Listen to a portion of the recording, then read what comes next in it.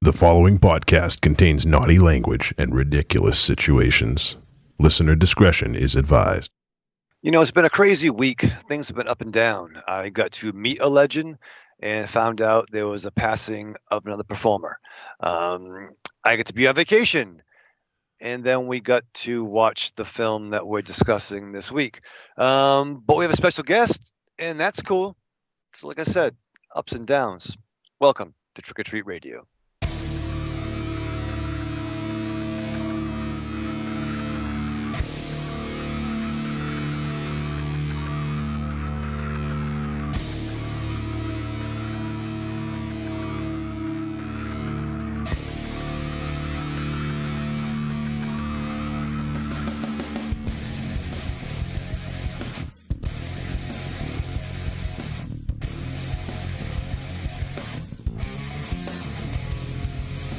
Welcome to episode 531 of Trick or Treat Radio. Trick or Treat Radio is the world's most dangerous podcast and is recorded in front of an undead studio audience here at Castle Wolfenstein. Also at the Lair of Lost Swag within... Oh no, he's on vacation. It's not in the Lair of Lost Swag. Where are we coming from this week, Michael Ravenchannel? We are live from the Seaside Chateau, baby, in glorious Cape Cod in Massachusetts. Inglorious or glorious? The Inglorious. All right. So there you go. I can't remember that. So there you go. We also are coming from the Lair of the Gods.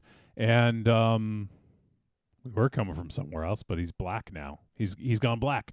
We are also joined from north of the border, my compadre and compatriot on the Force Insensitive Star Wars podcast, also the head honcho and grand poobah of No Man, and several other projects. We are joined by Rocky. Rocky couldn't make it this week, so he sent over me. Ares von Wolfenshadow. Is that a beret? I'm an amalgamation. This is my flat cap. Oh, okay. I am an amalgamation of all three hosts, and I will be here tonight to discuss one of the greatest films ever made. Yes. You're welcome. He's incognito. I see. He's hiding himself. And Ares von Ravenshadow. I think I watched the wrong movie then. If he's discussing the greatest movie ever made, I watched the wrong movie. Yeah, no. Oh man. So we're gonna talk about the greatest movie ever made. You know what? I'm actually kind of looking forward to this discussion. I wasn't until I watched the movie, and I was like, you know what? This might be fun.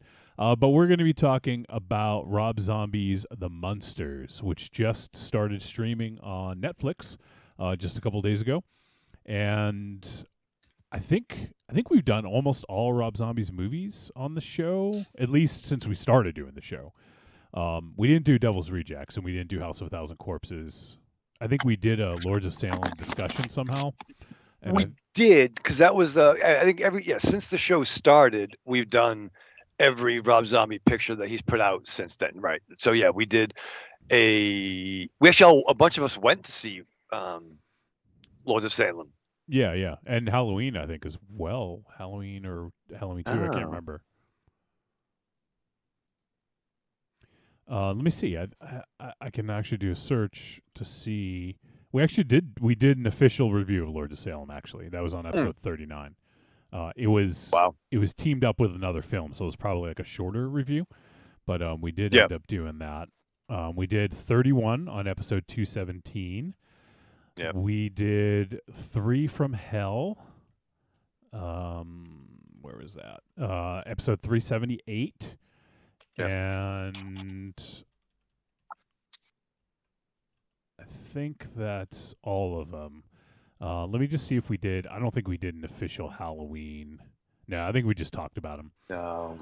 So, but yeah, so we are going to be talking about Rob Zombie's The Munsters, and I would say over the years we've had I don't know if I'd even say love-hate relationship. I think for the most part we like Rob Zombie. Like we like his music, and at least some of his older stuff. I mean, I love White Zombie. I love like all the White Zombie stuff, and I like his first 2 solo albums quite a bit.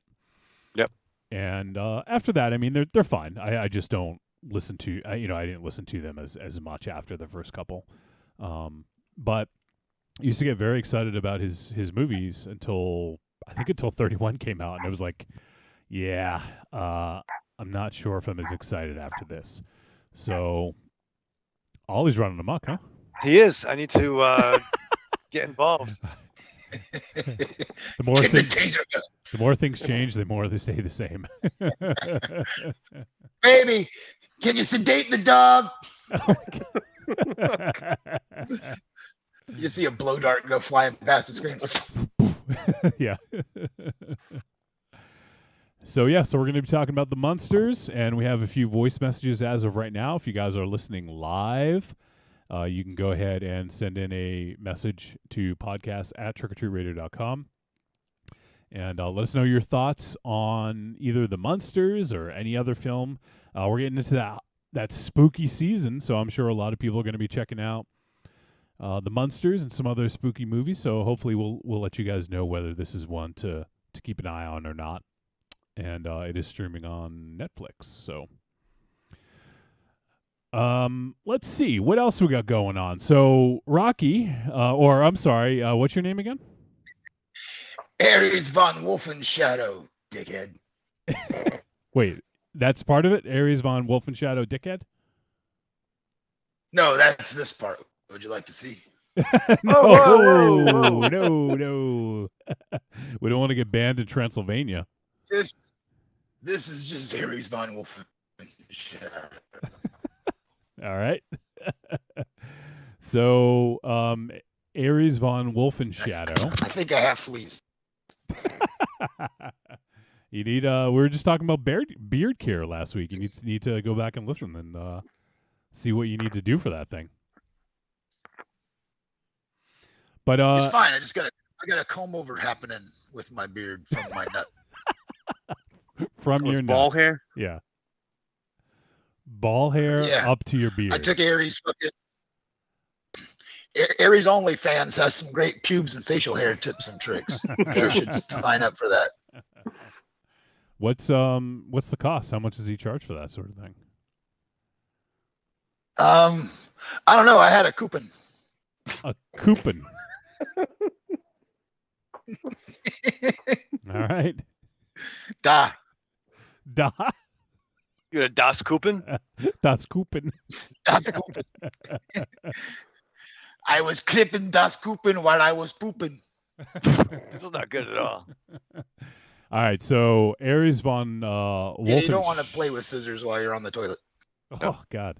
So Aries von Wolfenshadow, since you're here instead of Rocky, maybe you could give us an update on Rocky, like what's going on. Go. What's going on with No Man and all that other stuff? Do you even know? Okay, do I know what? You didn't finish the point. I did finish the point. Tell us, did Rocky give you an update? I'm curious about Rocky. I want to know how he's doing. He told me to set the record straight. At least that's what I got through the duct tape on his face. But anyway, he said that he's tired of Johnny's lying to the people about what actually happens. He likes to twist everything into a weird, perverted scenario that isn't factually accurate to what actually took place. So Rocky wanted me to inform the public as a whole that the reason this film came about was when it was announced that it was being released on Netflix, Rocky was really stuck high. Shocker, I know. And he sent a passing text to Johnny. What's a passing? Passing. It's like passing, but you stumble on your way there. It's a passing text as a laughable thing. Hey, and he said that you threatened to post the actual text. So I wish you would post the actual text for people to review so they can see the context. If the text actually states, if you guys ever review the Munsters, I want in. There was a big if and a laugh that you would possibly never review this fucking movie. So the fact that you chose this movie and thrust it on Rocky to make him feel guilty about this is why we're all here tonight. I just want the record to be told. Now, anyone that knows Rocky. Wolfie, no. Anyone that knows Wolfie knows that if you say, if you do this, I want in, it's pretty much saying, do this so I can come on. Yeah. So Exactly. Thank you, this Aries. comes back to Rocky.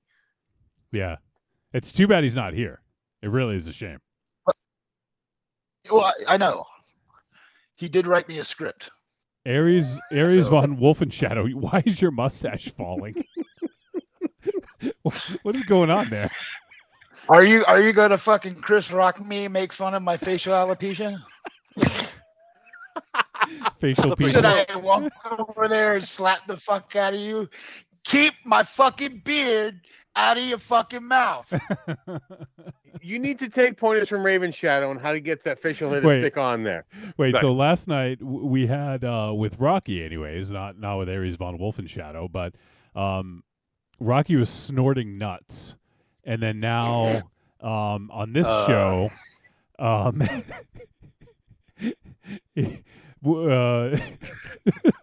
You're sucking balls, yeah. his beard is in someone's mouth. Okay, got it. So we're gonna ask How do Rocky. you think you Oh, sorry. machine? Rocky's not here. No, don't be sorry. No, I He's didn't not want. Right, I realize Rocky's not here. Can we confirm when Rocky was snorting the nuts? Was he using a guitar pick, or was he like webbing it? How was he snorting those nuts? Or was it just? Snort them nuts. Or was it just one like big I know- slab of nuts? He There's- was he is- snorting he nuts is- off of someone else's nuts. Yeah, yeah. It was dripping down off of someone else's nut, so it was a nut trifecta. Jesus Christ. I know. How does that work?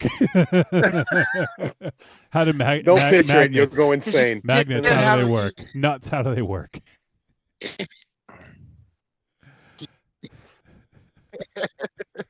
Jesus.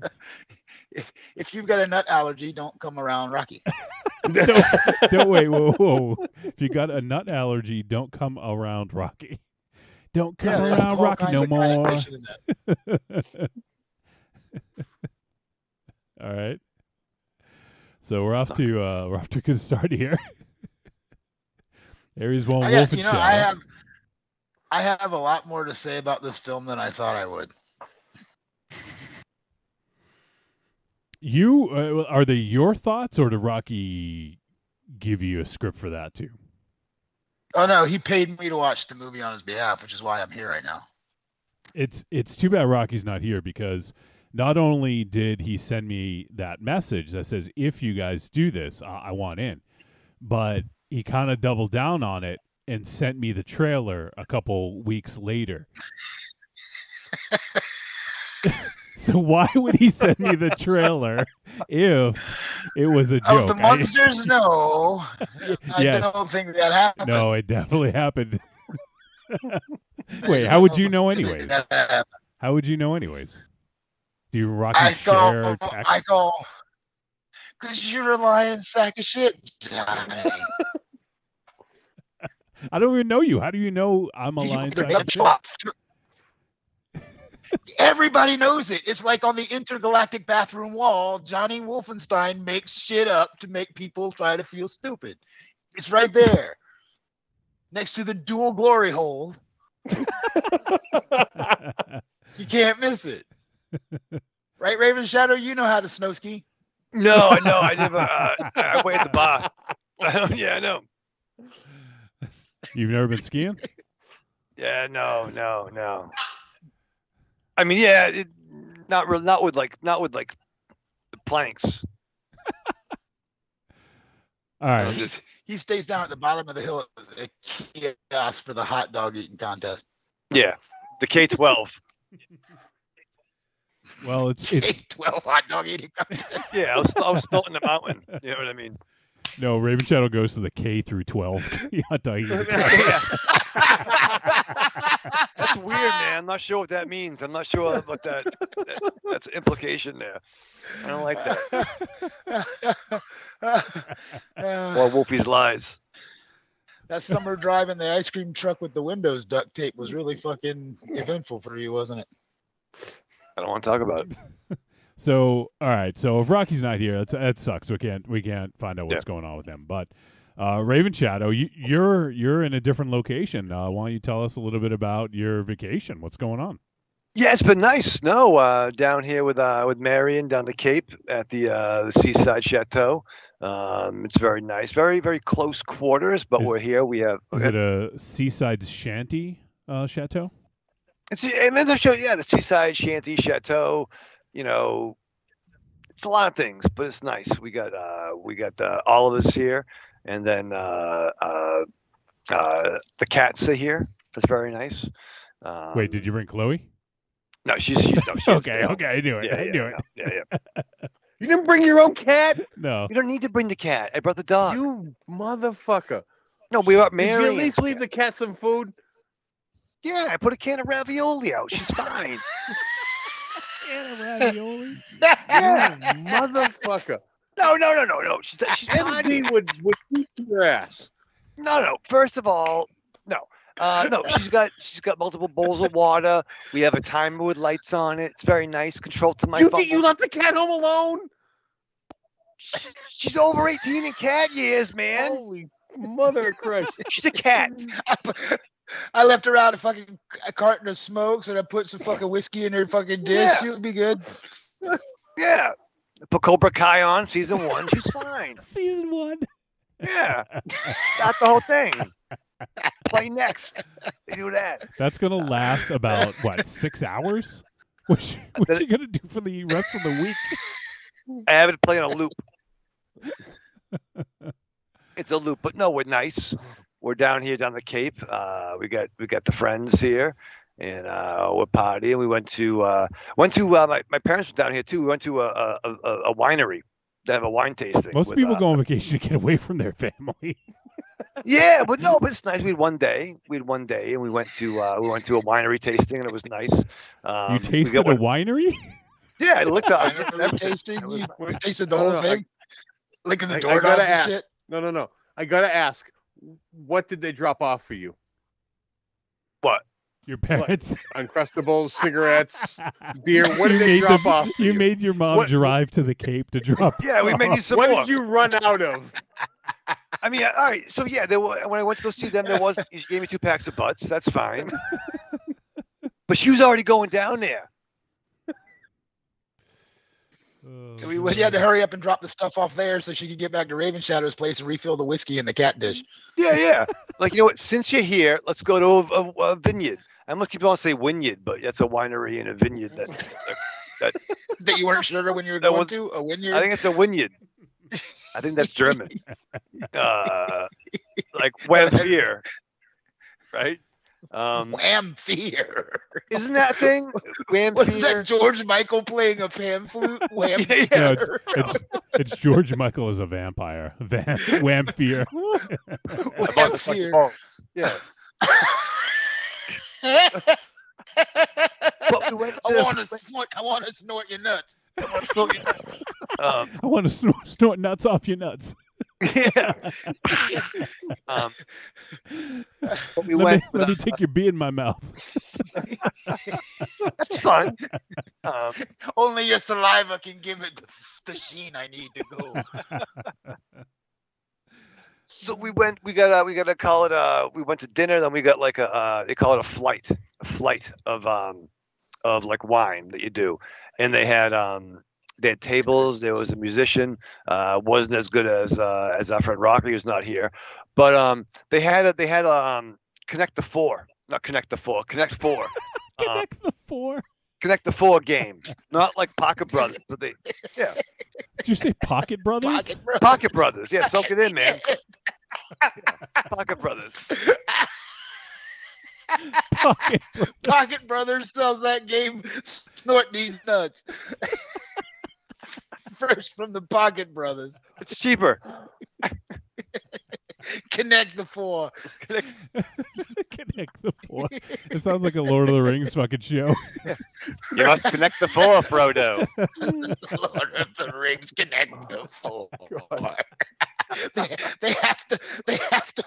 they have to gene splice and put all four hobbits together as one entity. Connect And I'll the form four. the head. Yeah, they form a giant robot, Oh, and they fight yeah. It's Treebeard. like the Hobbit. It's like the Hobbit Robotech. Yeah, the Hobbit rocket. Yeah. Oh, good. Oh god. But Connect Four is a hot fucking game. So like, I lost a lot. I lost to Marion, and then we switched teams. My parents, and then Al and I lost a bunch. It's a fucking hot game with the wine. And then you lost your dignity telling us about it on this. Yeah. Whoa. You're insinuating that they had it? I thought I had it. True. But yeah, Connect the Four. That's a fucking. It's a hot game. Connect the four. Yeah, it's fun. If that's like you're in a cube-like style fucking stall in the bathroom where you got to do the connect got the like a four. foot? Yeah. I've seen A that. foot. Well, yeah. How else? Yeah, get back into your Yeah. into your stirrup position. Yeah, I'm not doing that. That's premium content. That was for us. Some things were for us, fake Rocky. So anyway, you Fake lost Rocky. at every game of Connect the Four. Fake Rocky. Yeah. Frocky. Frocky. Frocky. Froggy. That's much easier than saying Aries Vaughn, Wolf and Shadow. Open shadow. But that was fun. Frocky like from the Little Rascals. Hey, what are you gonna do? Yeah. Sorry, Pop Guild. So we did that, and then we went down to P Town today. That was fun. I took Ollie in his little sack, so I had him like Chewbacca carrying 3PO around. You Cloud went, City. you went to P-Town with Ollie's sack. What? Yeah, it's over here, but yeah, I got a sack. With Marion was with me, but it was nice. A lot of culture there. What does P-Town stand for? Provincetown. Oh, you knew. Wow, okay. Well, yeah, Surprised. a lot of T-shirts. You know what I mean? I knew where I was. That was fun. But yeah, we came back here. Now we're chilling. That's how Raven. That's Raven Shadow GPS. He can read the T-shirts. Yeah, Yeah, that's his GPS. plug in the numbers in a T-shirt and find us there. Yeah, it was good. You know, I wish I could make fun of you for having the dog in a backpack in P-Town, but I did that about a month and a half ago. See, yeah. And I gotta tell you, this face with a little itty bitty dog in a backpack, big fucking hit in P-Town. Right? Seriously, dude. Yeah, I dude, you're over there, fucking regardless. Oh, yeah, of they the dog, love but me, You'd man. be Yeah. over even more. Yeah. Actually, they were asking for you. They knew I was. Aries, god of bears. Yeah. Oh my god. But yeah, no. So Ollie was over. You get a lot of head rubs. It was good. I got some head rubs too, but it wasn't on the dog. It's true. You gotta get a good head rub down at Yeah, P-Town. little, how you doing, handsome? And I'm like, here we go. Yeah. Thanks for showing up. You can snort these nuts, baby.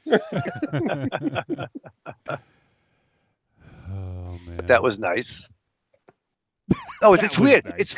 It's funny though. Like I'm literally for the first time probably doing the show, I felt an emotion for several days that I've only seen like on the Hallmark Channel or read in greeting cards. What do you call it? happiness. Happiness. Thank you, Johnny. Is it because you haven't had to work? Is that why? It was nice. No, but nice company. We're hanging out. We're chilling. You know, eating some food. Eating some food. Eating some food. Party. Good times. It's so funny for someone who is like 120 pounds soaking wet holding a Yugo. Thank you. You associate good times with food a lot. Especially our good times, Wolfie. But Yeah, yes, no, but that's fun. It's oh, small shit. amounts of food.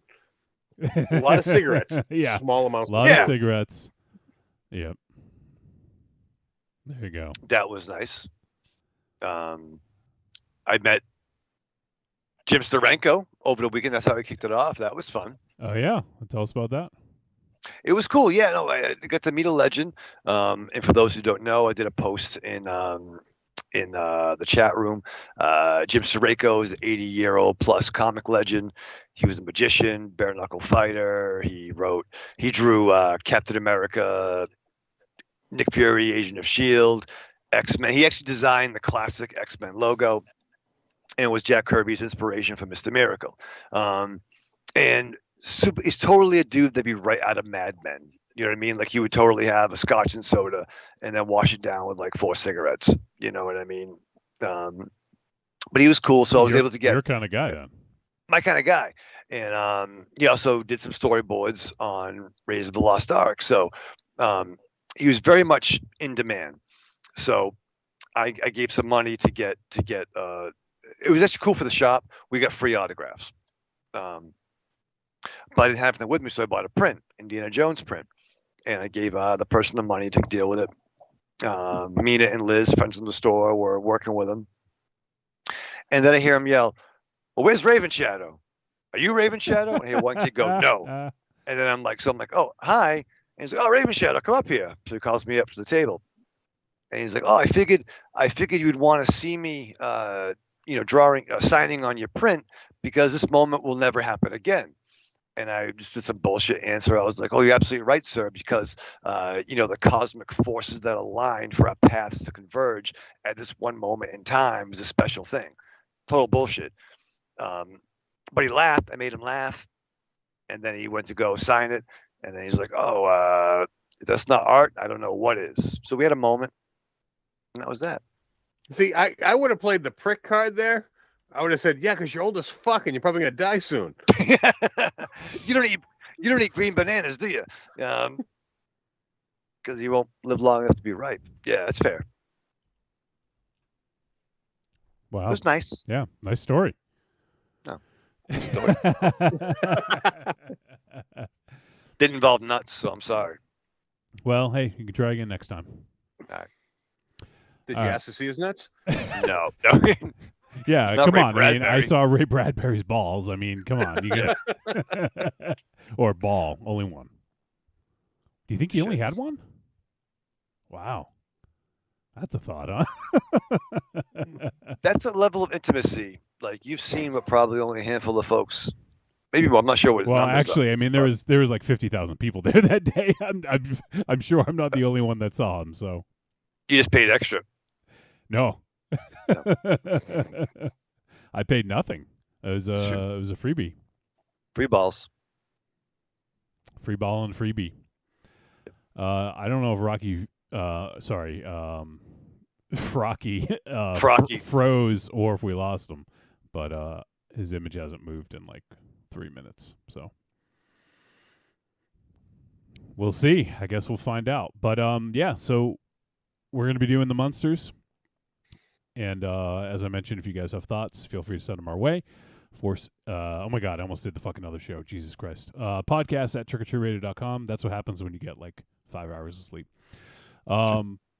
So podcast at trickortreatradio.com. Go ahead and send us a voice message if you're listening live and you want to give your thoughts on the Munsters. If you're not listening live and give your thoughts on that or anything else, you can go ahead and send it at any point in time. It can be next week. It could be the week after. It could be fucking 2 years from now, 10 years from now, Raven Shadow.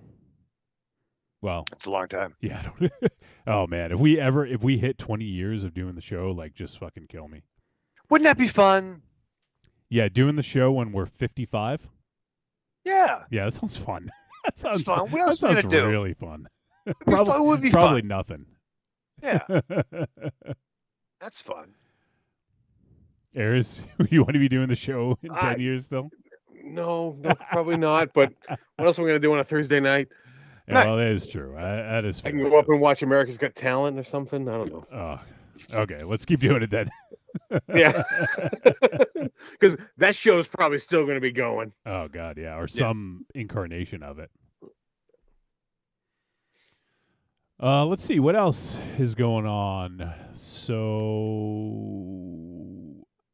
were there any new shows or movies? I'm kind of behind on stuff, so I haven't really watched too much of note. How about you guys? Anything you guys are interested in talking about? I haven't really watched anything new. Raven Shadow, you watch the movies there on vacation? Yeah, no, I mean, we watched one night. We did watch our go-to, which is the Suicide Squad, which is a Happy Place movie. We're getting through Cobra Kai season 4 with Marion. Wait, which Suicide Squad?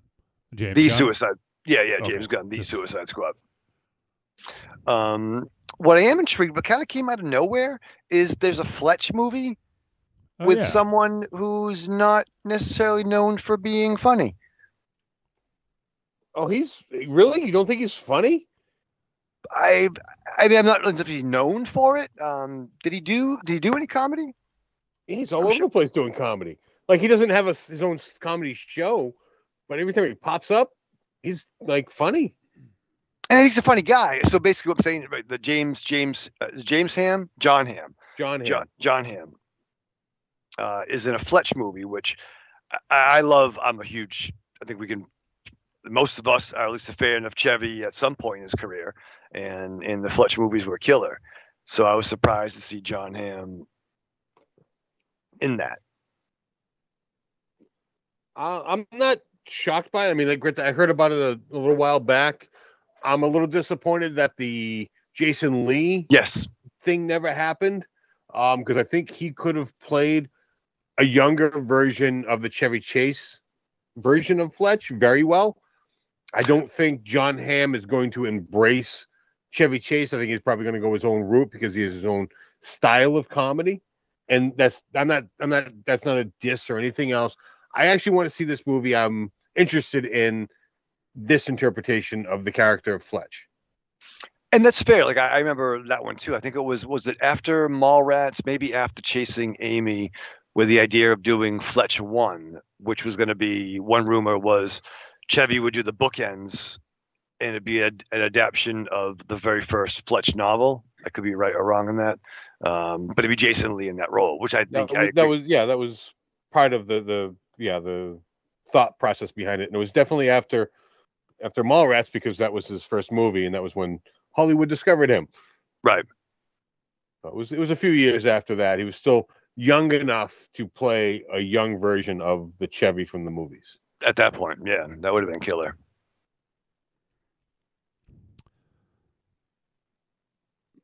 But what else? Saw the first Andor. Nice. I didn't catch the swear. Because it's not in the first episode. They dropped 3 episodes at once. This fucking guy. Where's Crocky? Where's Focky? Where's the Fuck. He sent me a message and said his internet dropped. God damn. He says he's trying to get it back. Canadian. Why are you looking to him? Because I think he would defend me, because there are times, much to his point, that I feel that Wolfie. Choose your words very carefully. Just saying. But we talked about the brothel in the first episode, and I thought the swear was in the brothel, which is what I feel that you led me to believe. That is what you inferred. It is not what he said. I said I watched all 3 episodes. Are you finally defending me, Aries, or are you putting me on? No. I'm with Wolfie because he damn did not it! say Why the first again? episode. I'm sorry. You know what? When you're right, I'll stand with you. So be right, and I will stand with you. That might take a little while. I know. I have this argument with someone else at work. Like he's fucking wrong all the time, and he wonders why I never stand with him. But I feel this was the time I was closer to being right. No, because he didn't say it was in the first episode. He said he watched all 3. So if you watch all 3 and it counts as one episode? No, but he didn't say the first episode. Yeah, I thought you did. No. Just because you watch 2 episodes together or 3 episodes together doesn't mean it's one episode. From a certain point of view. No. Damn it. So if someone binges a program, they didn't watch 1 episode and it's fucking 4 hours long, or that's not unreasonable for nowadays, but like for an old-timey network show wouldn't be 12 hours long, 12-hour sitcom. Like an old-timey, like the Red Skelton show. Like, hey guys, come on down to watch the show. Guess what? We're really fucking old. The 90s is old-timey. That's true. TGIF. So a 24-episode sitcom would be 12 hours long. So Chloe's watching. Yeah. Exciting. All right, so enough about that. You'll hear a curse word soon, Raven Shadow, if you keep up with Andor. Okay. All right, on the 3rd episode. And the 4th episode just dropped on yesterday, I guess, and it's real good. Oh, She-Hulk was so much fun this week. I still haven't seen any of them. Oh, it's fun. I thought it was fun. I won't spoil it. All right. She-Hulk is a lot of fun. I will watch it probably tomorrow. And the fact that they drop one a week, I can keep up with it. But the fact that they already dropped 3 of Endor, I'm already behind because I've only watched one. So now I'm pissed, and now I won't keep up with it. It's actually, I don't have that incentive. I will say, and I've talked about this on the other show, so I'm not going to talk too much about it, but I will say that I think it was a very positive thing that they dropped 3 at once, because I feel like the 3 go together really well, and it gives you a good sense of what the show is about. I feel like just watching one episode is a little of a letdown because you just don't get a good sense of what it's all about. Did you like the episode you saw, Raven Shadow? I did. Okay. I did. Okay. So it wasn't that, it kind of like left at a weird spot and you were like wondering what the fuck? No, I mean, end of the day, it's still a fucking live action Star Wars show. Like, I mean, I don't really have a dog in the fight where it comes to Andor, but it's still a cool show, and we're lucky to have this. I definitely watched a hell of a lot fucking more back in the day. That was shite. So yeah, I think it's cool. It's still a big budget Star Wars show, so I'm down. Yeah, absolutely.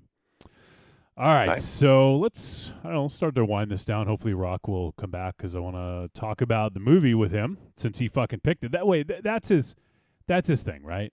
He picked the movie, and then my internet cut out. Right? This is a fucking rib. It's a setup. Drive to fucking Canada. That's fucked up. I love Rock very much, more than Wolfie does, but I think he's ribbing us. He hired Crocky. Oh, okay. Why did you have to throw that in? That more than Wolfie? Yeah. Except didn't have to. Right. Then why did you? Yeah, you didn't have to. I was defending Wolfie. That's what I was doing. You were not. You were trying to make your relationship seem better than Wolfie. Am I in the wrong Zoom call? I feel like it's therapy again. Is this which? I'm saying there was no point in you throwing that in there because you know what? Each of us have their own relationship with Rocky to different degrees. It doesn't matter who Rocky likes more because I feel like that's what it's boiling down to. That was a jab. That was a jab.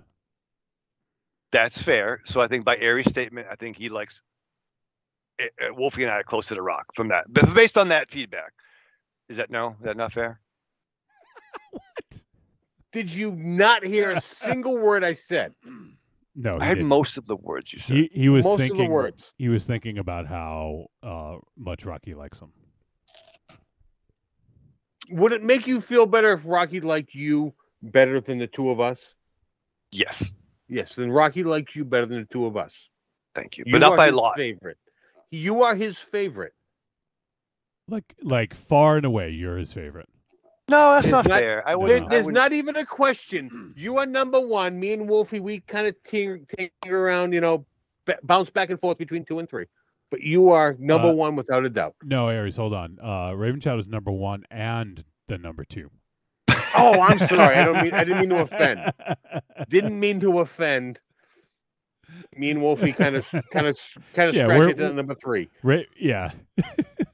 We're like maybe 9 or 10. Raven Shadow is 1 through 8. All those every incarnation, Raven Shadow 1 and 2, Downtown number 3. Yeah. John Constantine number 4. Does that make you feel better? Oh no. Now I feel no.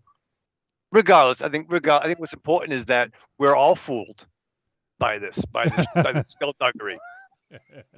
Irregardless. Irregardless. So yeah, I mean, maybe Rocky or Rocky is gone forever. Okay, let me check the chat room. Sorry, I've been neglecting it. And let's see here. Oh, I went back too far. I went to last week. That's yeah. Marion says, "Happy Thursday," and this is a few minutes ago. She said about your mom. She made us American chop suey. That was nice of your mom. You left that out. I did, but Marion covered that. Did she mention it was 2 tubs? 2 tubs and a twist? 2 tubs and a twist. Hey, look who's back. Rocky's back.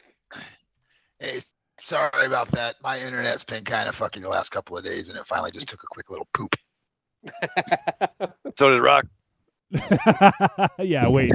Who's doing the poop here? No, I waited till I got back on air to do that. Yeah, go change your pen, would you? I was released from bondage from Ares von Wolfenshadow, so I'm back. Thank you. So what did I miss? I heard about two girls, a tub, and a twist, so I want to know where that started. No, you don't want to know. No, I do. That sounds like a way better conversation. So we're wrapping things up so we can go to the break. I'm trying to think if there's anything else. Oh, one thing you did miss is Raven Shadow got mad because I said that there was a curse word in Andor, and he assumed I meant it was in the first episode. And he watched the first episode and is mad because there wasn't a curse word. Oh, it's the 3rd episode. Because I told him they have to build up enough for when it hits. You don't really notice it, but it actually makes sense for it to happen. So I can't. I'm only gonna say the one thing is if you fuckers even remotely a cool fucking story driven spy kind of person, or you're a Star Wars person, you shouldn't be missing this show. It is fucking excellent. I concur. And it starts in a whorehouse. Saw that. Corny is now hanging out. He says Ham was in 30 Rock too, and he said comedian Roy Woods Jr. That's in it. That's I don't know. I think it was a typo. That's in it from Birmingham. Yeah, that comedian is from Birmingham, his neck of the woods. We talk about. Oh, okay, I gotcha. He's also been a correspondent on The Daily Show and some other stuff. Roy Woods Jr. is funny as fuck. Oh, cool. Oh, and Marion says to support Raven Shadow's point, if you keep refilling your drink before it's officially empty, it's always your first drink. See? Yeah. That's the logic of a drunk. Interesting. Oh, maybe this is therapy after all. It's a single serving. No. If you refill it, that's no longer a single serving. Aries knows that. He used to bartend. I'm just Aries, if somebody came up to you, they took you gave them a shot, they drank all but one little sip, and they asked for you to top it off. Are you charging them for another shot? Thank you. There you go. Charging. That's monetary. Monetary. Are you? Yeah. Are you literally going to take the drinking advice from a guy who clearly drinks fucking his body weight in alcohol and then goes fucking lights trees on fire and cuts them down? Thank you. Just saying. Yeah. Well, at least he knows how many drinks he has instead of lying to himself about one. Unfrozen caveman lager over here. I know how much I drink. Okay. Exactly. You know what? Right now, cheers to you, motherfucker. That's all I'm gonna say. I'm with you. I've been flying solo at my house all week with just me and 2 dogs. You want to know how many of these, followed by a few of these, I fucking had? Oh man, it's like the fucking house of wax over there. No, it's the house of WACKS. House of wax. That's for you, Coolio. We're gonna pour one out. Oh. The fantastic voyage in the sky. All right. we have lost a lot of great musicians in the last fucking 5 years. I'm sorry, but are you lumping Coolio into that mix? I actually don't know. I don't know much about him. So was he a good musician, or did he work with producers that were? He worked with producers. Most hip hop stars do of that ilk. This was the mid to late 90s, right? But he still brought something unique to the table at the time when everything was starting to sound rudimentary or stuff and whatnot. He was one of the ones that stood out when he popped out, right? He didn't have longevity in the mainstream eye, but I know a lot of people who stayed fans of him even after he kind of faded a little bit in the spotlight. But he was unique. He was definitely, he had several songs that were unique in the realm of hip hop. So whether you want to call him great, that's purely your own personal preference, but he was iconic, and he is sort of an icon of that genre for that time period. So, and because of him, we got Gangsters Paradise. No, sorry, not Amish Paradise. Amish Paradise. That's what I meant to say. Amish Paradise. A lot of people have said, you've made it when Weird Al covers your song. So if Weird Al covered him, he obviously fucking made it. So yep. What were you gonna say? But I mean, he was. Oh no, he wasn't necessarily. He never was a great artist. He was just kind of chugged along with his fan base, and he hit that one mark with Gangsters Paradise, and that brought him to the mainstream eye. But for the most part, he just kind of chugged along with a decent following, and I think that's what a majority of what artists are looking for. Right. Just to have that decent following and having control over what you do. And that's what he did. I mean, he wrote his raps, and his music was birthed from other places, but through him. He wasn't necessarily the musician, but those words were his. Right. And that is that genre. That's the core of that genre is the words. You know what, Johnny? I'll tell you right now. Go. I can't remember the title of the song, but if you do a Google search, you'll find it. Coolio did a song, if I'm not mistaken, where he used the music from Knight Rider as the main riff in his fucking track, and it was unique. It was long after Gangsters Paradise, so it was one of those things that popped out a few years later that kind of hit again. It didn't quite hit at the same level as Gangsters Paradise and whatnot, but it still sort of cracked a Billboard top 20, I think, when it dropped. So it was sort of like his brief little reemergence into the eye. But much like Aries said, that's pretty much it. He was just unique to his style of rhyming, right? He had a different style than most of the other people who were in the mainstream. So I'm looking for the song. Is it Fantastic Voyage? Is that the one? No.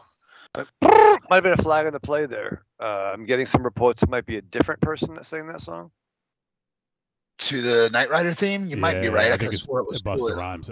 Because it was Busta, yeah. You're right. Yeah, sorry. Marion threw that out there. Because when you were saying, I was like, wait, I know Busta did. Okay. I didn't know if Coolio had as well. So yeah. Woo-ha. But Coolio watched Knight Rider. You know what, Marion? Cool. You tell Marion I just said stick to her fucking liquor drinks and helping your IT problems, and fucking don't make me look like an asshole in front of a bunch of people. Damn. Well, first, I'm not going to say that. I'd put them on the same level of, popularity and holding to their own. I mean, their styles are different, but they weren't like, they're not the Kanye or all that other fucking Busta bullshit. was the fucking man. Yeah, Busta was way up there for me. Yeah. Well, Busta was that. But that's a personal thing. As far as the mainstream goes, he never plateaued up there. He just held on to his following. You just happen to fall into that following. I think Busta sold a hell of a lot more records. I think Busta sold more. Yeah, Buster was also one of the key members in that, in the area of hip hop. If I'm not mistaken, he was sort of one of the godfathers of what was considered the roughneck sound, which is his way of rapping. His way of rhyming was sort of that, more guttural. Yeah. I got you all in check. I love this song he did. Get off my block. Get off my block. You're selling their weed here. Get off my block. Who are these unfamiliar Cohen balls? Get off my block. I love that shit. Cohen balls. When Disaster Strikes, that record. Yeah. That record's awesome. Yeah. Yeah. Yeah. See, Coolio was. I mean, Buster was unique to his grouping. Coolio was sort of unique to what he did, right? So it's really personal preference. Yeah, I'm glad Coolio exists. I think Buster was more successful, also theatrically. Buster was and sorry, there's actually an island in Shrewsbury, Massachusetts named Buster Rhymes Island. Yeah. Are you aware of that? Did we cover this a couple weeks ago? We covered it like a couple months ago, I think. Did we? Months ago, yeah. Oh, yeah. If I'm not mistaken, though, you guys owe your whole fucking end of the show wrap up to Coolio, because is he not the fucking trick or treat motherfucker? Yeah, Buster Rhymes, man. God damn it, Rock! Jesus, Rock. he's like lamenting Buster Rhymes' death now. I love lemons. Woo-ha.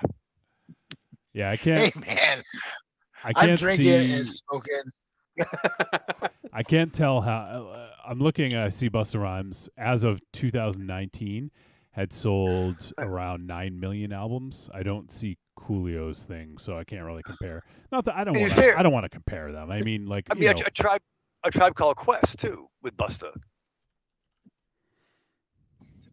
Mm-hmm. What about him? He was in that. I find it. Wait, listen to Tribe Called Quest, didn't he? What the fuck are you talking about? I may have been giving some wrong information.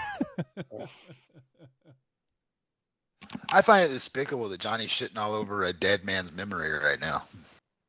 I'm not shitting on anything. Why are you giving Coolio shit? Like, he ain't as good as Busta Rhymes. The motherfucker should die. He wasn't as good as Busta Rhymes.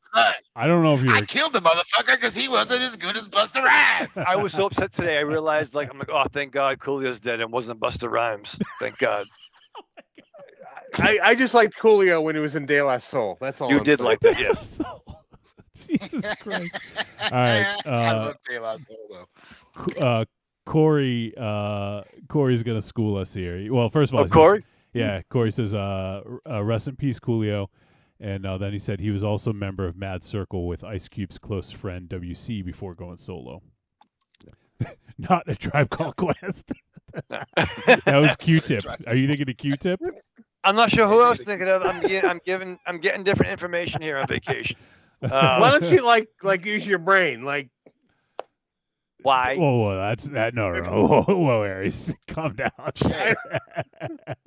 I'm gonna because at least when the information's wrong, it's on you. You can't be going, you motherfucker, you told me wrong. Like, no, he loves having a scapegoat. That's his thing. God. He loves having a scapegoat. Where are my notes? Raven Shadow, you should get a pet scapegoat and carry it around with you all the time. I need a scapegoat. It'd just be one of those screaming goats. Yeah. I love those screaming goats. Ah! Vincent Van Gogh. Boston and Woody. Ah! Ravens.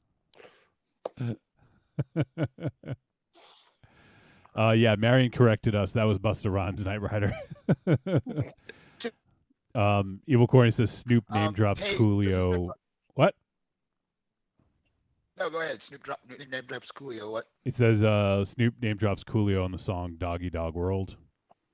Yeah. Evil Corny says I just laughed at Rocky. You weren't here for the fucking alter ego, man. And Corny, he's dropping some science here. He says Rocky and Raven Shadow can't give facts about black people ever. That's not true, Corny. What the fuck, man? You've had your racist much?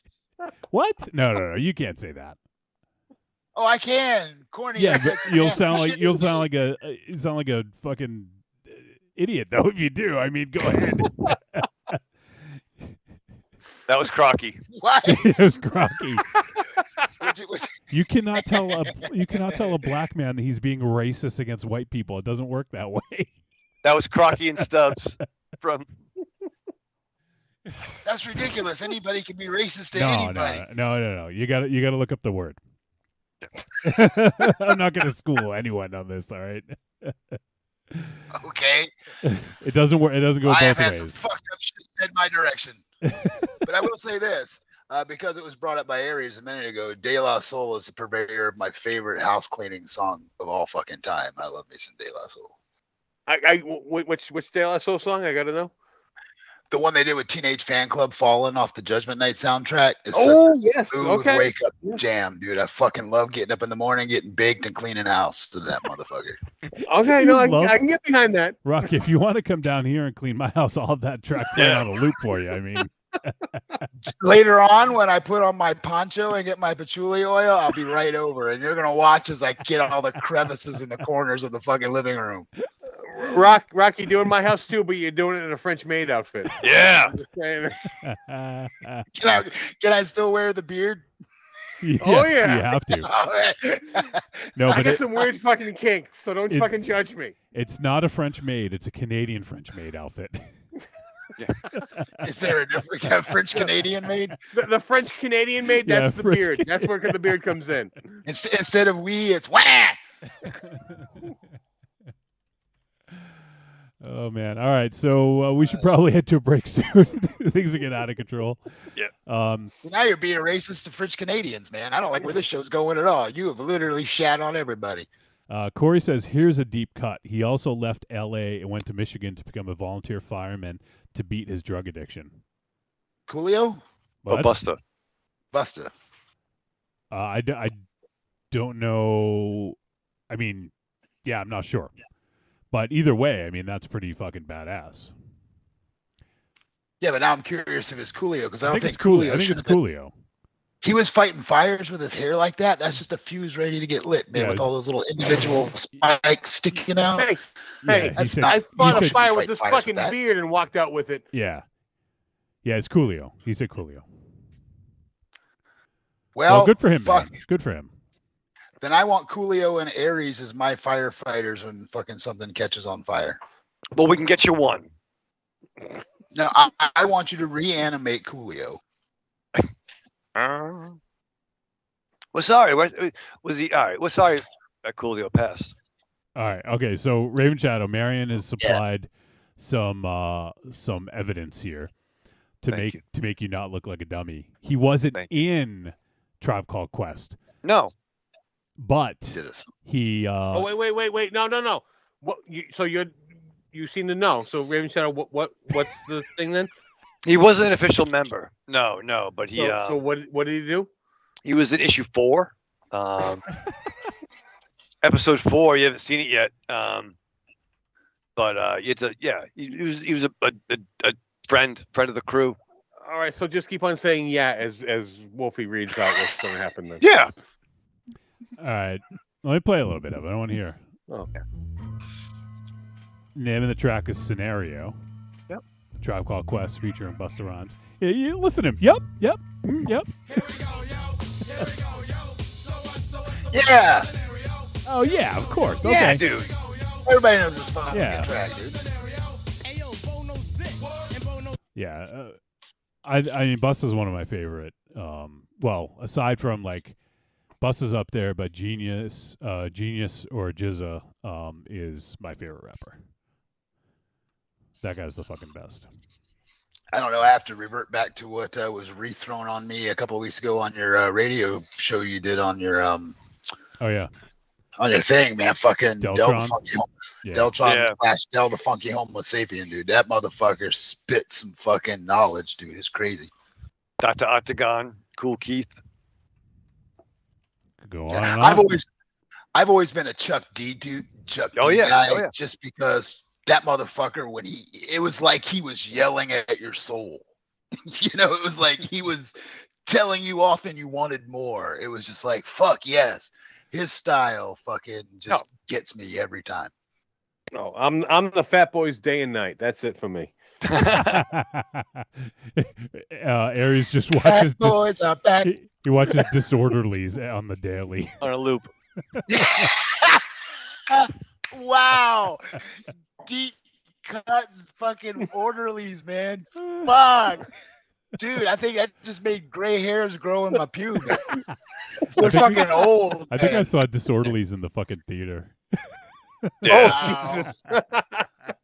I at least saw it at Wow. HBO in its first run. I'm trying to remember. Did I see it in the theater? I don't remember. I have to look and see what year. I seem to think that I did. Oh, and Corey It laughed. had to be 87, 88, right? I don't know. I'll look it up. 86, I bet. Somewhere around there. Yeah. I bet 80, no more than 86. 87. Maybe- Yeah, it was 87. 87. Or Yeah, 87. mid to So late.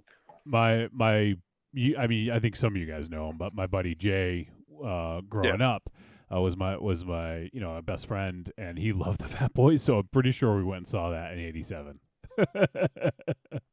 I remember getting out I'm of. about to visit my buddy Jay right now. Oh, Jibba, your buddy Jibba, My buddy Jay. Oh, Dirty Jibba. old dirty Jibba. Hey. Old dirty jibbas. That's old dirty jibba. That's you know what, dude? I'm gonna put out a fucking really bad hip hop project, and that's gonna be my Old dirty dirty Jibba. jibba. Old Dirty Jibba. Have Raven Shadow rap on it. Yeah. Woo-ha.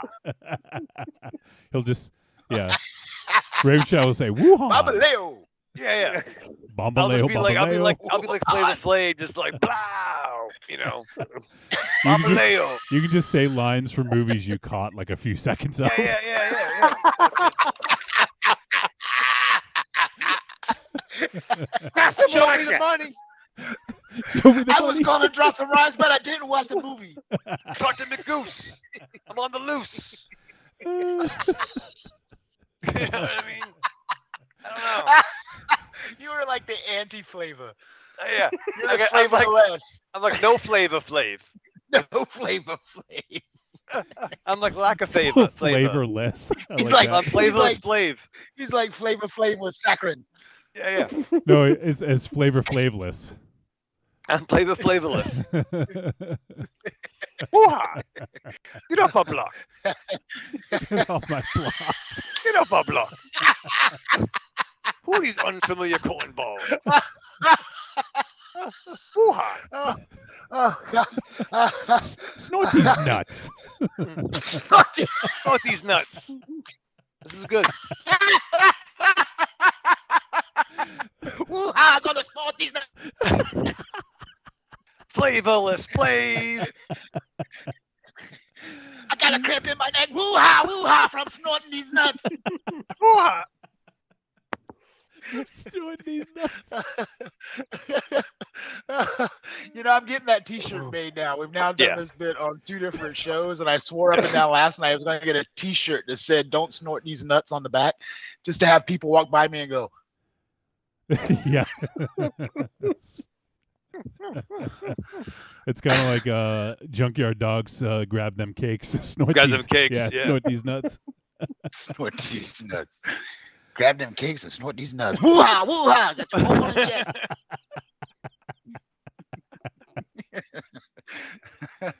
Oh, fuck.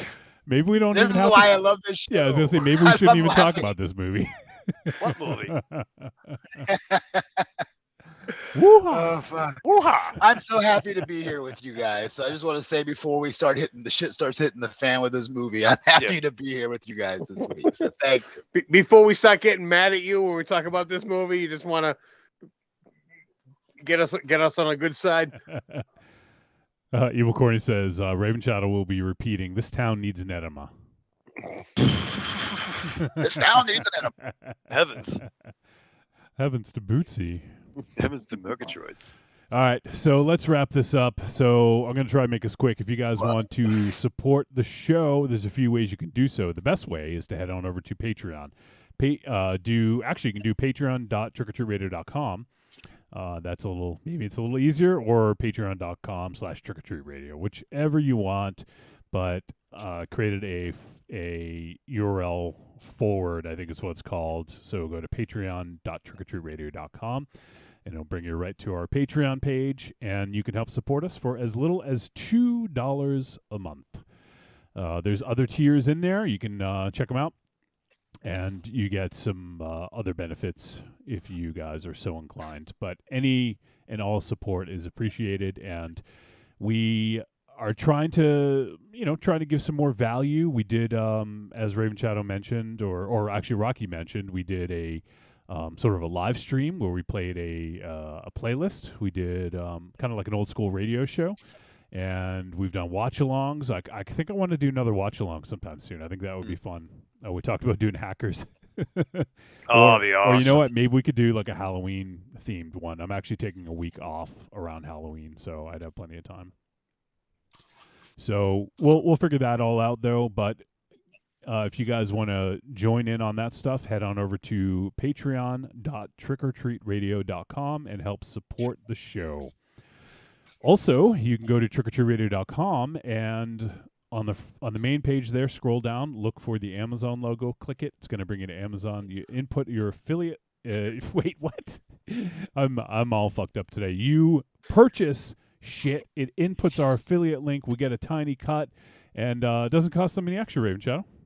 There's another way to slide, flippity slide. Woo-ha! Woo-ha! Yeah. Right now, if I'm this company, I'm sending you a cease and desist to stop advertising on your show. Amazon? Yeah, Amazon.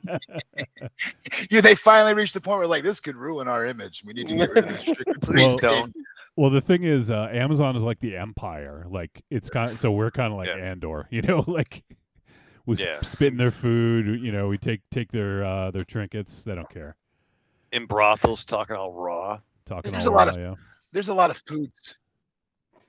lot of what? Food fighters. Get some of that space. Foo fighters. Foo fighters. Foo fighters. Ladies and gentlemen, Foo fighters. All right, and the final way you can support the show is also on trickortreatradio.com. Just click on store, and you can buy some digital goods. You get the greatest hits of Trick or Treat Radio volumes 1 through 3. Give those a listen. It's kind of highlights of the early days of Trick or Treat Radio. All right, Raven Shadow, you're on vacation. You sit down to watch the Munsters. What did you do to prepare for this movie? I put a fucking kibosh on the good times that we were having, Johnny. I'll tell you that much. Really, put a fucking, stuck it in and broke it off. But, I was excited that I knew that we'd be talking to, whether it's either Rocky or Crocky. And, that's fun for me. It's fun for me with the pets. So you better believe when it comes to the Munsters. Oh, sucks. Where you going? We strapped on. You go through your week with the same old routine. What you really want is some blood and thunder in your life. Well, friend, you found it. The Cromcast is an adventurous journey through the history of two-fisted pulp stories. With your hosts, John, Josh, and Luke. We have action, horror, and adventure, all through the lens of pulp luminary Robert E. Howard. Don't just stay in your ordinary life. Find your pulp life at thecromcast.blogspot.com. The Cromcast. The Cromcast. The Cromcast. A podcast for the barbarian at heart. I'm Mike Allred. For the gidgiest listening experience, you got to check out Trick or Treat Radio. The following message is a paid advertisement for the Cult of Muscle podcast. The Cult of Muscle. You're either in it or you're dead. It's the dawning of a new age. The halls of Valhalla have been shuttered. The heroes of yore have either retreated to the shadows or taken to capering for the amusement of the small folk. Their past glories a distant memory. The barbells have been torn from their once puma-strong grips. The beards shorn from their square jaws, only to be transplanted onto flannel-clad, puny weaklings with fingers barely powerful enough to strum a ukulele. The time has come, my brothers, to restore order from the chaos. No longer will our heroes be forgotten. No longer will their great deeds be viewed through a foggy lens of irony. Hear now our rallying cry as we scream it from the mountaintops, as we bellow it from iTunes and Libsyn and Facebook. It's time to join the cult, my brothers. So don your cloaks and enter the Cult of Muscle. I could be standing outside a woman's prison in a fistful of 50s and a bouquet of dildos, and no woman would come near me. Did you say a bouquet of dildos?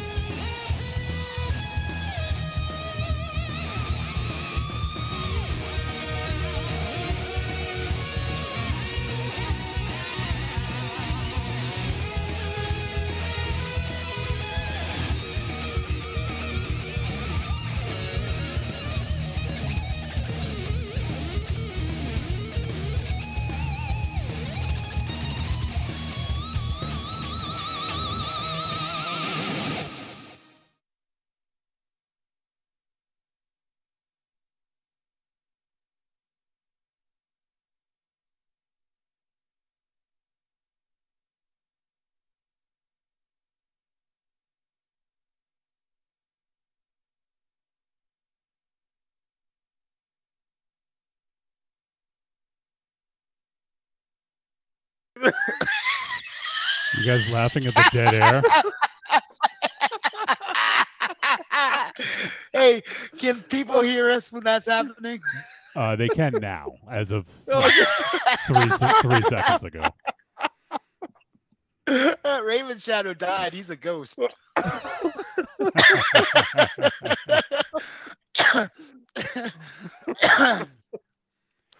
All right, we're back. The spirit of Raven's shadow. Ooh.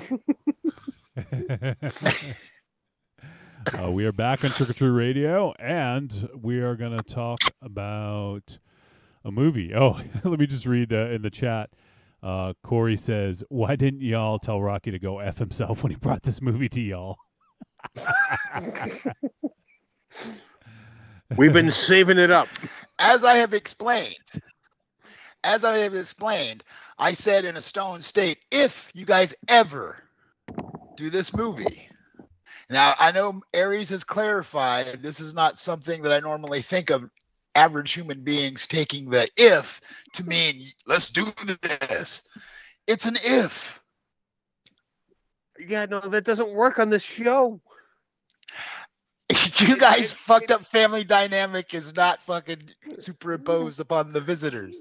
Yeah, no, it is. Like, motherfucker, you come on this show, you're a part of this twisted, demented family. You need to understand how we fucking operate. Okay, let me read the. The less I know, the better. Let me read this, and I want people listening to let me know. Rocky sends me out of the blue, June 7th, 2022 at 7:21 p.m. If the day ever comes where you guys review Zombies Munsters flick, I want in. Does that sound sarcastic? If the day ever comes. You planted the seed, my friend. Dude, I can promise you I don't want to get anywhere near you to plant a seed. I can assure you that is not happening. So...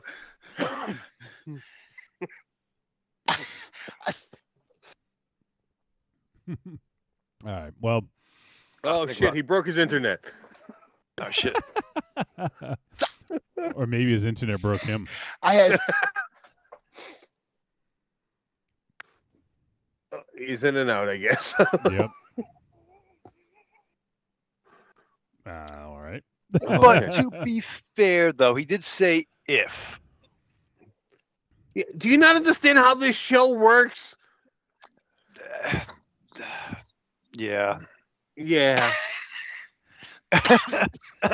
Yeah. Well, we fucking did it. Whatever happened, it happened, and we all got to deal with it. And so do none of you that are listening right now. All right. Am I back? You're back now. Yeah. Okay. I'm back. Did we lose Corey? He wasn't talking to you. All right. As Raven Shadow said, I did say if, and I am not a regular occurrence around this weird dynamic you guys have. So the fact that if that's not true though. No, You we kinda should, are. no, but you are a regular Yeah. occurrence around your other fucking show, so you know how this fucking asshole works. And you talked. he's a different kind of asshole on the show I'm on him with, dude. I'm telling you, there's he different isn't. fucked If up you shit over fucking there. say if on that fucking show, it is a fucking guarantee. Dude, the second I say I have a question on that show, they turn the show off. Over there. For good reason. We'll see you next week. Saying, do you have that problem here? Well, their Let's questions test this don't. theory. their- Johnny, I have a question. Their questions don't consist of, do aliens have 7 buttholes and 10 vaginas and 6 penises? And if they did, that's like your questions. That's a legitimate inquiry. I have a question now. What the fuck are you guys watching? Aries has 10 questions now. and can I get that link to Pornhub? Rule 30. What is it? Rule. Rule 34. 34. Oh, did I just get blocked because I said Pornhub? What the fuck? What rule did I just break? No, you didn't break any rule. Oh. Go to that It's website. when you open the window to Pornhub. Go to Rule 34 and you will see basically type in anything. Oh, should I just type in Rule 34? Type in Rule 34 and then like some like alien with 7 buttholes or something. Wait, I thought Rule 34 was gender swapping. What? What? What the fuck? No, don't be all surprised, especially Wolfie. Like, I just, Rocky was surprised. Well, Rocky's got problems. Wow. No, I love you, and you know that. Wait. You on this show. You said that you were Rocky's favorite earlier. I don't know. No. I said I loved Rocky more than you guys did. Well, to be fair, I am a delectable man candy. Yeah. But no, I think sometimes Wolfie does listen to what he wants to listen. That's fair. I will agree with that. He hears only the parts of shit he wants to hear, and then he makes up his own But that's also what Raven Shadow does too. True. No, Raven Shadow makes up his own narratives. Like it could just be something that wasn't also even true. said. That fucker's rewriting his existence hourly. I was on the porch today rewriting stuff, and then you won the game and became Homecoming King. That was awesome.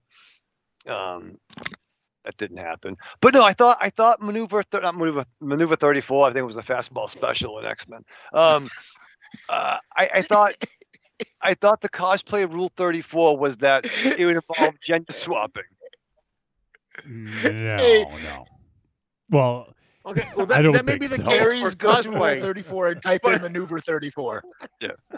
But yeah, cosplaying Rule 34, Maneuver 34, and Pornhub Rule 34 are 3 completely different things. Yeah. If you type in cosplay on Rule 34, it's Bill Cosby dressed up like a bartender. You see, here's your Jaeger shots. I would like to give to you this Jaeger bomb that'll knock you the fuck out. My youngest daughter, Ruby. What's her name? Rudy. I'm not sure. My youngest daughter, Ah. Woo-ha! I think we end the show here. That's a good stop. That's a good spot to stop. We didn't do it. My youngest daughter, Ruby. Oh God. Oh. Wow. Ruby. This place is going some places. Oh my God. Yeah, this is bad. Okay, so let me Raven Shadow. It's Rule 63. All right. It's very different from Rule 34. Well, it's lots of numbers. Is it different from Order? So Order 66? Rule 63 of the Internet states, for any given male character, there's a female version of that character. Exceptions only happen in two instances: that A, the male character is already so androgynous that a female version would be basically the same, or B, the female version hasn't been drawn yet. What does this mean for cosplay, you ask? It means that cosplay is an open source of creativity. It doesn't have limitations on gender, race, or quality, nothing. So apparently that's Rule 63. Rule 34 is something very different, Raven Shadow. If you type in Rule 63 within Rule 34, So what happens? Go, Aries. Rule 34, Rule 34 states, let me see if I can get this right here. I'm looking for the actual thing. Okay, so the original rule was rephrased and reiterated as it went viral on the web. So some common permutations of it are: Rule 34, there is porn of it. Rule 34, if it exists, there is porn of it. Rule 34, if it exists, there is internet porn. Blah, blah, blah, whatever. So Rule 34 is there is porn of it. Anything. No matter what it is, there is porn of it. And Cybertron said, "Let there be dicks and vaginas." And thus there were dicks and vaginas. So there is a website, Rule 34. So you go there and you type in whatever you want, and you will find it. Would they be? I recommend anyone to type Rule 34 and then image, and just have fun. Oh, see, I was thinking Rule 34, Trick or Treat Radio. No. Rule 34, image. Like Image Comics. No. Just the image. image button. So you'll see pictures. It is bizarre. And we lost Aries. I think I'm done. I think I'm done. This is wow. There was shit I never even thought of, and dude, anything you can literally. Okay, I'm gonna give you. Okay, let's make up a random 3-part sentence. Johnny, you think of a word. Raven Shadow, you think of a word. I'll think of a word. He's gonna type them in, and I want him to react to whatever pops up on the screen. God, this is ready. Okay. Yep. First word is donkey. Okay. Am I supposed to be typing these? I can do it too. Donkey. Okay. Yep. Pudding. All right, Raven Shadow. Birthday party.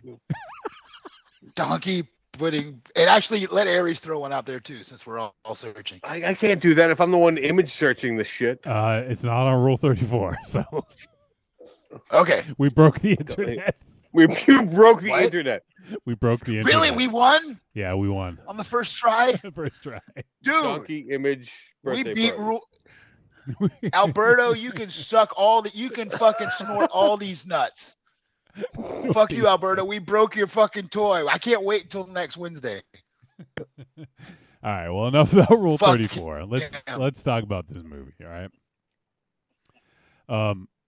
Oh shit. Corey said a minute ago. He said FBI is gonna come knocking. Yeah. I mean, dude.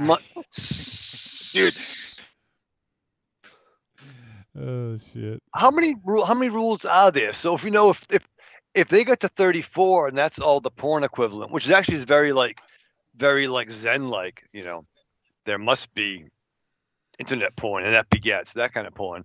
And if 63 is the gender swap, what's number 5? I don't think these are the same rules of the internet though, Raven Shadow. I don't think someone made a fucking handbook. And thus the Holy Bible of internet searches. Yeah. You're 63, 10 commandments. All right, let's talk about this. Rule 69. Rule 69. Every other rule will invert upon itself and put you into a paradox. and make you snort these nuts off of someone else's nuts.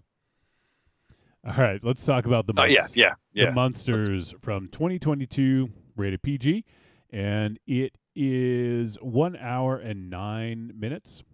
Or I'm sorry, 109 minutes is what I meant to say. And it is a family comedy fantasy movie. And it is written and directed by Rob Zombie, and it stars Sherry Moon Zombie, Jeff Daniel Phillips, Daniel Roebuck, Richard Brake, Cassandra Peterson, and we got a whole bunch of cameos as voices. Yep. Also Jorge Garcia is Floop, and yeah, so in it we have like Boris Karloff has some archive footage. There is some archive footage, but also there is Pat Priest does the airline announcement, and she played Marilyn Munster in the original series. I thought so. Okay. Yeah. So when it was the Transylvania airline announcer. So when they land in L.A. or something.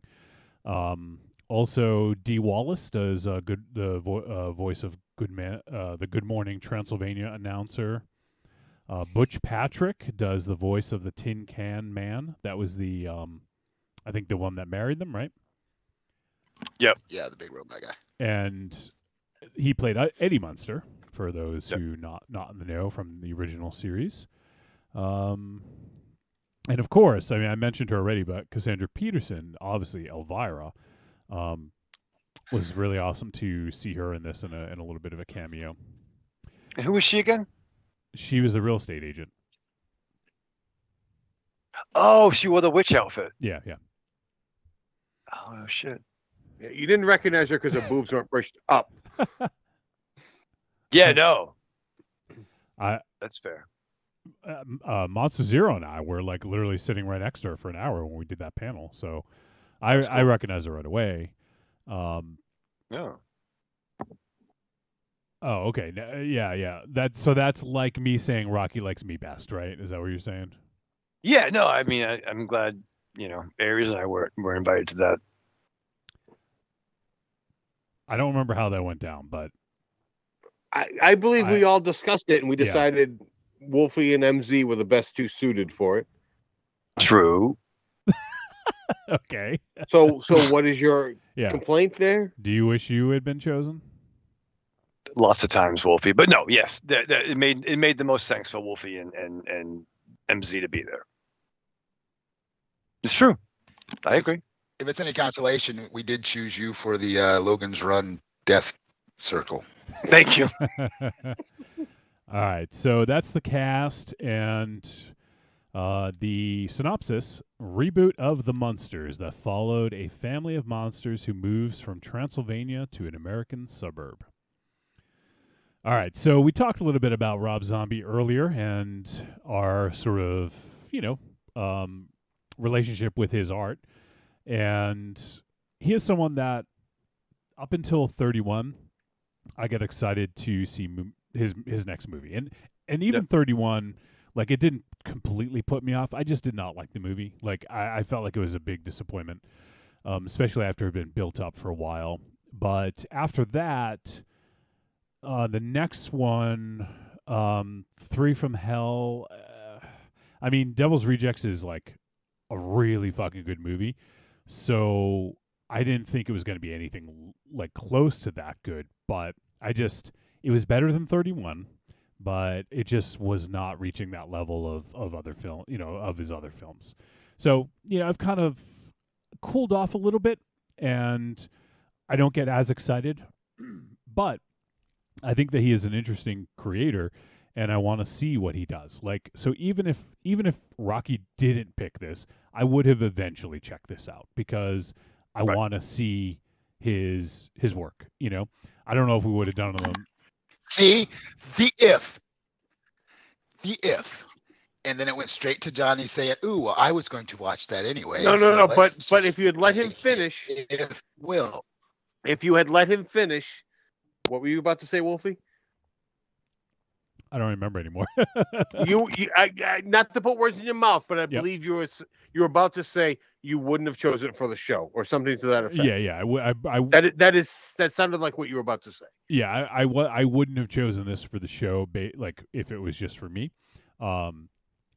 But Rocky threw the if in there. He threw the if. And that if is like a giant fucking anchor. Okay, well, I am willing to take the brunt of the fact that me saying if in a moment of stone giggle that it was going to Netflix that I sent to him got me on the show to fucking shoot the shit and laugh at you fucking motherfuckers. Then it's a win. So you really don't need an excuse to come on this fucking show. I do, because I'm polite. Look, back those eyes up, motherfucker. Back those eyes up. Back those eyes up. Woo-ha. What's wrong with your neck? All right. Protect your eyes. Eyes backed up. So that was a sequel to Eyes Wide Shut. I want to find out everyone's relationship with the Munsters. So I watched the Munsters. I want to say it was like Nick at Night or something like that. Probably is when I caught it. Like I don't remember when else I would have seen it, but I do remember watching it and enjoying it. I didn't watch it religiously. I didn't see all the episodes, but I generally liked it, and I think I liked it better, if I recall correctly, from the original series. I think I liked it better than the Addams Family. There was something, about it that just kind of struck me a little bit differently than the Addams Family did. And that's a good point, Wolfie, because syndication was obviously we weren't of age when it came out in the 60s, right? It was it lasted maybe 3 seasons the most, went from black and white to color. And syndication being what it was, I would catch a couple of episodes. I thought it was an odd thing that was even a show, back in the olden days. That it just seemed kind of outrageous to me. And I did like it more than Addams Family, at least like visually, because they were actually, to my childhood, mind, they looked like monsters. Yeah. Now the flip side is, once I got older, and obviously the movies with Raul Julia and that great cast, I adored the Addams Family for what they are. They've had a better sort of legacy revival, I guess. And that's fair. Like, I probably watched more of Munsters today just because it was in syndication more at that time. And we've talked about that on the show too. The really bad, which outlasted the original show. Yeah. Just because that was on more, when I was more grown coming up. Yeah. So it's, it's one of those things that I don't think any of us hold sacred. How about Aries or Rocky? Did you guys, either one of you guys, really into the Munsters, or did you have any thoughts about the old 60s show? I mean, it's as far as watching those shows growing up. I mean, you can't help but compare Munsters and the Addams Family. They just kind of go hand in hand, even though they aren't necessarily that similar. They just it holds the same spooky concept based around a 60s sitcom. Yep. I personally like the Addams Family better, but looking into as they went forward, the Munsters seemed to hold onto the American culture a little bit more. They had more, like, they had movies, right, like that appeared, TV movies. I'm sorry, TV movies, but they had movies that like people watched and they tuned in for. And I believe that was more of the colorization. I don't remember the actual sitcom being colorized. I think it was more of the movies that were colorized. But that had more of the longevity of that. And the Addams Family kind of disappeared. They had a poor movie in the 90s that it was awful. If anyone had the misfortune of seeing it, you'll know what I'm talking about. It actually starred Tim Curry, which is one of his rare misses. Like, he was Gomez Addams, and it was the movie was awful. He was awful in it. Like, it is one of the rare things where you can say Tim Curry was bad, and I think it was more so the script. But you know what?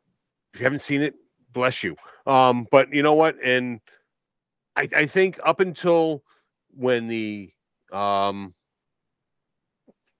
the other Addams Family movie came out. Every actor is escaping me. Family someone help me Values. out here. Raul Julia. Raul Julia's Addams Family. Thank you. Angelica Houston. Until that movie came out, I think the Addams Family was like almost like dead and buried. Like they had to. I think that helped it, is that no one had the memory of the 60s show to some degree. Whereas the Munsters, it was still kind of holding on. And it's a little harder to kind of revamp the Munsters because it did have. I feel that was more rooted in the 60s than the Addams Family.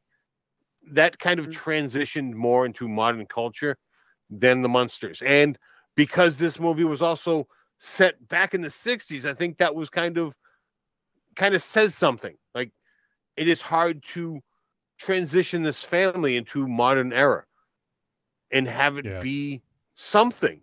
Right. Like, there was something about the Munsters that needs to be in the 60s.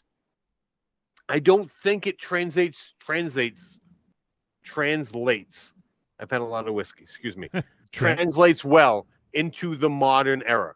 And the fact that they left it in the 60s, I think Rob Zombie realized that. I don't think he fully grasps the implications of trying to make this movie. All right. How about you, Rock? Any sort of thoughts about the 60s shows? Or maybe not. I think we lost him again. We have him. No. I think 60 shows are fun. Yeah. I can ramble some more if you guys want. Let me there- have another sip of whiskey. No, there he goes. He's back. He's back. Sorry, unfortunately, I can't control my actual ISP being a shit, so it dips every once in a while. So my apologies. It's nothing I can do about it. So we were just asking, do you have any sort of anything you want to talk about? Did you have any love or connection to the show, you mean? Yeah, to the 60s, whether it's Addams Family or Munsters.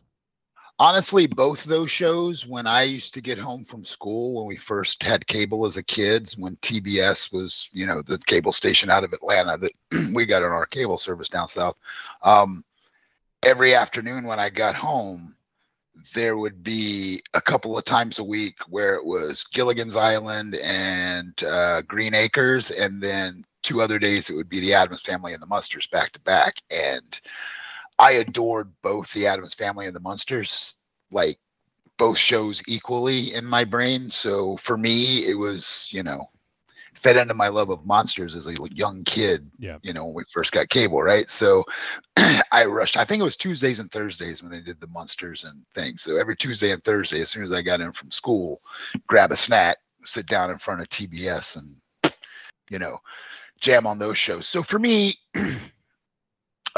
it was really more of a nostalgic thing, and to sort of see what angle he was going to take with this that sparked any interest in me. But I did love the originals, yes. All right. So we did use up a lot of our time that we're going to use to talk about the movie. So we'll kind of jump right into it. And I will say, once again, I preferred the Munsters to the Addams Family personally back in the day. And also, I was actually a big fan of Fred Gwynn. So, that to me was he was almost like the selling point. So I'm a big fan of Herman Munster. That would be my favorite character from the original show. And I honestly I don't remember much about the show other than Herman and Grandpa. Those are the two that really resonate with me or stuck with me. So in this, I wanted to see a strong portrayal of the characters. And honestly, to me, like I said, the memory of Lily Munster wasn't as embedded for me. So I didn't really have a problem with Sherry Moon Zombie in this role. And I thought, from what I remember, it's been a while since I've seen the Munsters, the 60s show. I thought she did a pretty good job, and I'm super critical of her in Rob Zombie's movies, and I thought she did a fine job. I was about to say words that have really never left my mouth before is Sherry Moon Zombie was awesome in something, but I'm going to say this about this movie when it first started. The three main characters, Lily and Grandpa, especially Grandpa, holy fuck, they were nailing mannerisms, vocal tones. Like I was impressed with them really doing homage to. Now what they did with Herman was slightly different, but it actually worked stronger with what he was doing. So the three main characters from character-wise, Sherry Moon, and I forgot the actor who did Grandpa, especially Grandpa. Daniel Roebuck. Dude, holy fuck, was he good. Like, he gave just a little tiny bit of more Brooklyn edge to it than Grandpa already had to make him seem almost a little bit kind of spooky-ish from a, evil mind standpoint. So from that standpoint, I really dug their portrayal of these characters. Herman was the only one that was slightly different, but it kind of worked for me what the guy did. So yeah. Well, I mean, the difference with Herman, he was trying to play the cool guy, which every guy, when they're courting a woman, they're going to try to be cooler than they are. And you know what? Once you've married the woman or been with the woman for a long time, you stop putting on that facade. And the show, as it existed in the 60s, he's dropped that cool guy facade. Like, he doesn't need that anymore. And I thought the actor portrayed that very well. Like, especially like the first meeting when keeps on closing the door. Like, opening the door, he's the cool guy, close the door, and you can hear him, in the background being all, Herman, and that right there was spot on for the character, and I felt like it was spot on for not a revamp, the prequel version of this character. Like, it showed you where this character came from, and all of what Rocky said, it was spot on for these characters. Yeah, and like I said, this isn't sacred for me. I liked it. So, maybe for some people who grew up with this or were like rewatch it over and over and over, I'm sure it's easier to nitpick. But for me, yeah, and I actually liked Jeff Daniel Phillips' portrayal of Herman Munster. I thought, honestly, if I were to pick one, I thought he was the standout for me in this. I was totally all about Grandpa. Well, I do. That motherfucker was rocking my world. I do love Daniel Roebuck. So that was cool. But I'm gonna go out, not really going on a limb here, but I'm just gonna say I didn't hate this.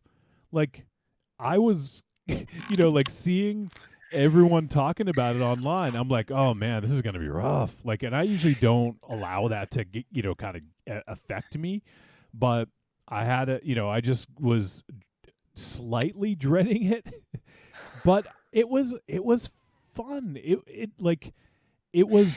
I wish there was more story to it. I wish there was a better plot.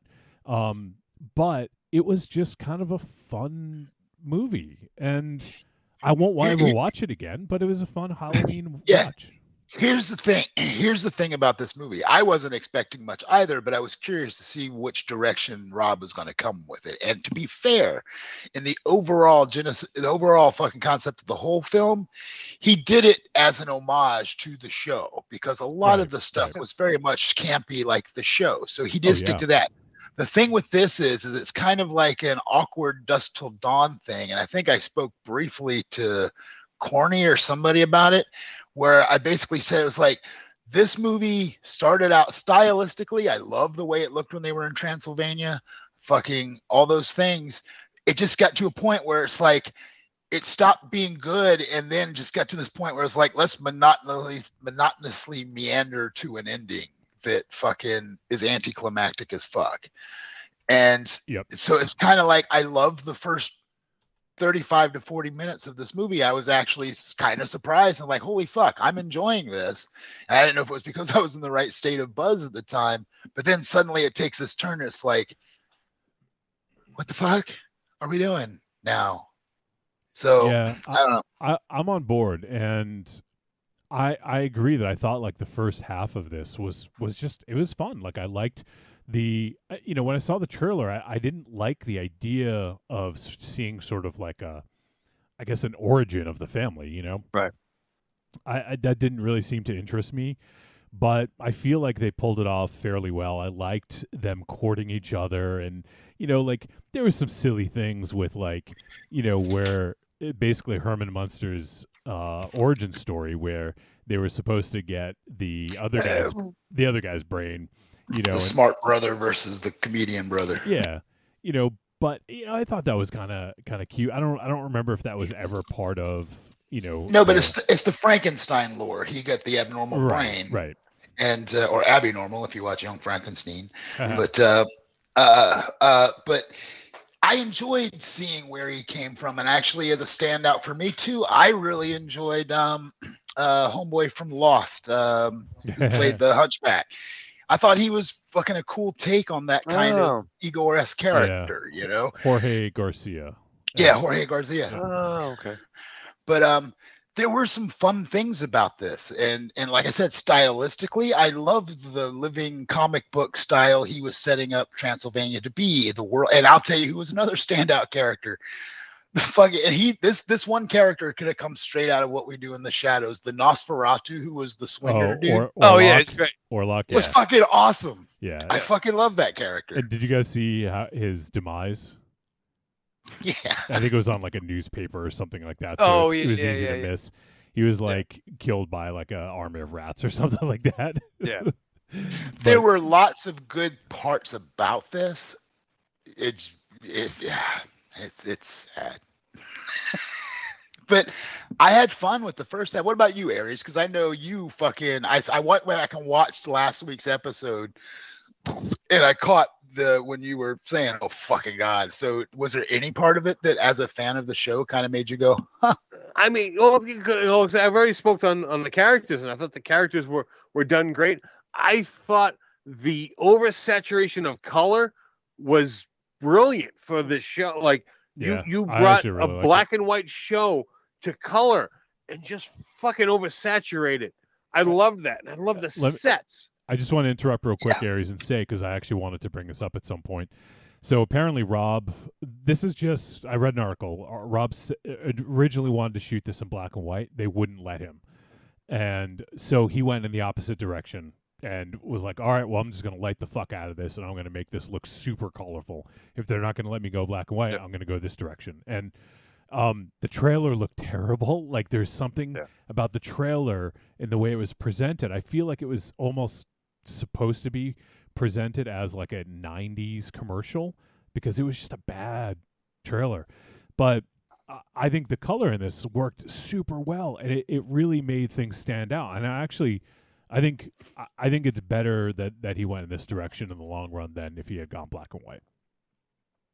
I don't think this would have come across the same way if it was in black and white. I thought this would have missed on almost all aspects. Now that being said, I've already spoken about the parts of this that I enjoy. There's like I don't know, like you guys spoke of things like I fucking pissed me off. Nosferatu's, I fucking hated that guy. Like I don't know, like even for a shitty sitcom, he had no direction. Like he was 4 characters thrown into one with no fucking direction. You know what I saw him as, dude? I shit you not, that the first thought that popped in my mind was he was like if Larry from Three's Company was a fucking vampire. Yeah. That's what he was. He wasn't even just Larry, though. He was like every fucking sitcom. He was Mr. Furley. Yeah. Oh my god. Yeah. You know what? He was fucking Mr. Furley when he fucking sat down. He was fucking Larry at the end of the day. He was just every fucking trope, and it was just like, this is exhausting. Like I felt like they were trying to squeeze in like so many like bad dates into one to try to overemphasize, to make room for the void that was the rest of this movie. Because you know what? There was just like so much like just nothing. There was so much nothing in this movie. This movie is almost 2 hours long. I feel like I watched a sitcom at half speed. Dear God. This is a movie. This is a sitcom movie. No ifs, ands, or buts about it. A sitcom movie, which, as stupid as that statement sounds, watch this movie and it's like, yep, it's a sitcom movie. That doesn't work. There's a reason why that has never happened in the 100+ years of cinema. No one has ever said, let's make a sitcom movie, because this is what you get. It's just, oh God damn. There was, dude, as much your forehead vein just punched me in the face. It pisses me off because visually, to look at this movie, it's like, this is like so like, it is like looking at a flower and then smelling it. It smells like a diaper. Like, it is like, fuck. Wow. Mother's Day is coming. You know what? Get your orders in now. I mean, you know what? Because we fucking like ramble on about fucking bullshit. So now I'm fucking rambling on about shit. So this is it. Like, you know what? If you want me to say nice things, I'm done with the nice things. So come back to me at the verdict. I want you to say whatever's on your mind, Darius. That is it. That is what you get. This, if people don't want to hear me, there's like, you can skip 30 and 30 and 30 until you stop hearing my voice. Or I can not that I encourage that, because I want people to listen to me and enjoy my tones. I can fuck up the video graph again for you, if that'll help. No, you're gonna put us in like enjoying mode or whatever it is. Stadium seating. You know what? It would fucking work now with Raven Shadow because he's not like a distant person. He would actually fit. I know, right? Yeah. It's like you're real and shit. I can. Yeah. Touch me, it's so real. Touch me in the morning. Raven Shadow, you get baked before this film, I assume. I'm not saying what happened, but there were some things that were done. You know what I mean? I'm not saying what happened, but there's some things that were done. Yeah. Man, what stays in the fucking seaside chateau stays in the seaside chateau. You know what I mean? We got some things over here. So once again, this is not Preacher. This is not Hellblazer to me. This is not Jack Knight Starman. I'm not going to die on the Munsters Hill. And was it really a laugh out loud, LOL out loud comedy to begin with? You know what I mean? Like, you know, it was never the Ali G to my fucking 8-year-old ass. You know, it was cute black and white monsters. I'm just trying to say, like, for what really a weird your 8-year-old ass didn't even know what the Ali G show was. Yeah, but I was writing those scripts. I was very ahead of my time. You were writing those scripts. Yeah, I wanted to have a lot Check more. It. Yeah, respect. Respect. There's no Three's Company, that's for sure. I got that as a kid. I think Crocky's dying. But real quick, casting, I did enjoy the casting. I thought Sherry Moon was really good in this, and she wasn't completely, 70s sleazy Harley Quinn archetype. And I do like for what she does. I'm not gonna fucking shit on Sherry Moon Zombie, but I thought she I don't think Rob would like that. Put that into Rule 34 real quick, Eric. Just sitting on Sherry Moon Zombie. No, she's great. She's great. She's had a birthday, same birthday as Marion, represent, part of the reason why we're here. So I like Sherry Moon. And I thought she played Lily well. Daniel Roebuck. Daniel Roebuck. Harry Potter was in this? Yeah. Kid boy good. Daniel Radcliffe was in Dudes when he was like a shot of semen. Yeah. I'm even getting it wrong. Jesus Christ.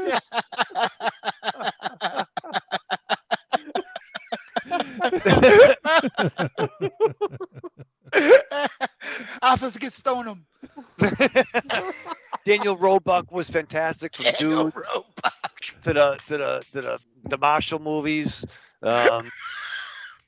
With Tommy Lee. He was good. Yeah, Tommy Lee Jones. Yeah, Tommy Lee from Yeah. Motley Crue. Tommy.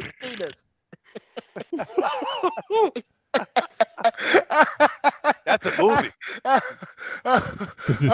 Did his penis talk in that movie? Yeah. It had Tommy Lee Jones's voice. Damn it, motherfucker. I want you to search every ball sack. His dick chased him off a waterfall. Search every glory hall, porn hall, strip club.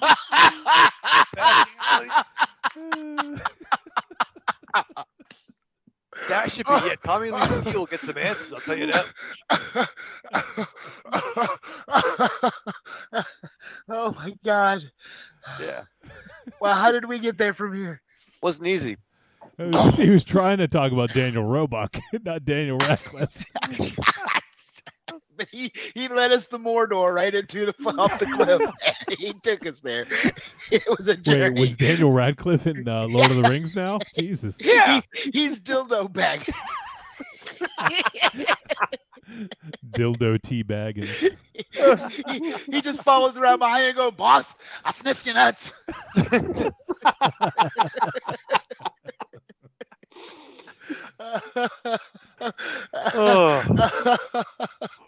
Oh shit.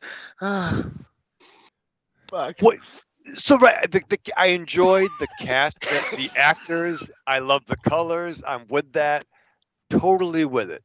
I just wish they wrote some funny shit. I thought that it took them fucking forever to get out of Transylvania, and they were like barely in. The only reason they were in Transylvania is because they said it. Everyone spoke English. Which is fine. And that was, I feel like the movie was better when it was in Transylvania. Like when it got to L.A., I feel like it wasn't building towards that. That's the thing. Like you said, it's like a sitcom movie because it was building towards I thought we were getting this feud between Grandpa and Herman, which I think would have actually been kind of interesting. And then. Grandpa was trying to create a husband for Lily, and he created that fucking chimp man. The chimp, yeah. Which that was it. He did this whole thing, and it was just a little gag. I wanted him to try to create if it was almost like a feud between Herman and Grandpa at first. I just think that would have been maybe a little bit more fun, and there was no payoff. It just was, okay, this is what happened, and then this is how they end up in L.A., and this is how they end up in the situation where the show takes place. That's it. Right. I would have liked to have some sort of narrative, and maybe I don't need tension in a Munsters movie, but just something to kind of pay it off, Well, because they kept on trying. They built things, and then they went away from them. The tension between Grandpa and Herman, the tension between Grandpa and the ex-wife, just suddenly disappeared. And it's just done. We're done with that. Moving on. No, resolve. I want a little resolution. And the end of the movie is just done. I'm no, there's a post-credit scene or something. Nothing. Yeah. Yeah. I mean, I did like the fact that he got his black and white when at the very end they sort of recreated the intro to the original show and it was in black and white. That was a neat way to cap it. But everything for that last 35 minutes was fucking unnecessary, not involved with the plot they just spent the whole time building, and was way too fast fucking wrapping it up. And it just fell apart. See, for me, I went the opposite. I don't think we needed a secret origin of the Munsters. So there was three of them. We only see Grandpa, Lily, and Herman, right? There was the kid Eddie in the show. There was Eddie, and there was the niece, the uncle. Did they have a butler or a daughter, or are we only missing? Igor was Grandpa's bat, which we found out how he came to be. We find out about Spot, which actually was kind of a neat story, but that's when things sort of started getting to where I was just liking things. There were lots of things that were sort of something like the fact that her brother is a werewolf makes sense why later on they have a son that's a werewolf, because apparently it's in her lineage that. Okay, because I got the implication that they were kind of doing it Luke and Leia style. What? She was secretly fucking Game of Thronesing fucking her. Yeah, that's where I was getting concerned about. Like the I think it was a fake thing, but like having Herman having a werewolf penis made total sense to me. What? You didn't see that? I think MZ. I'm the only one on the internet that saw this. Corey, you're in the back. Corny too. There was a thing, Rob Zombie. I think he may have was taking the piss, or it might have been. There was it's the internet. I don't know if it was real or not, but I saw something where he said that it was a werewolf penis that was made into the Frankenstein dynamic. You know what? That makes sense to me. Of course, a Frankenstein with a werewolf deal would beget a half vampire werewolf hybrid. Makes sense to me. Right?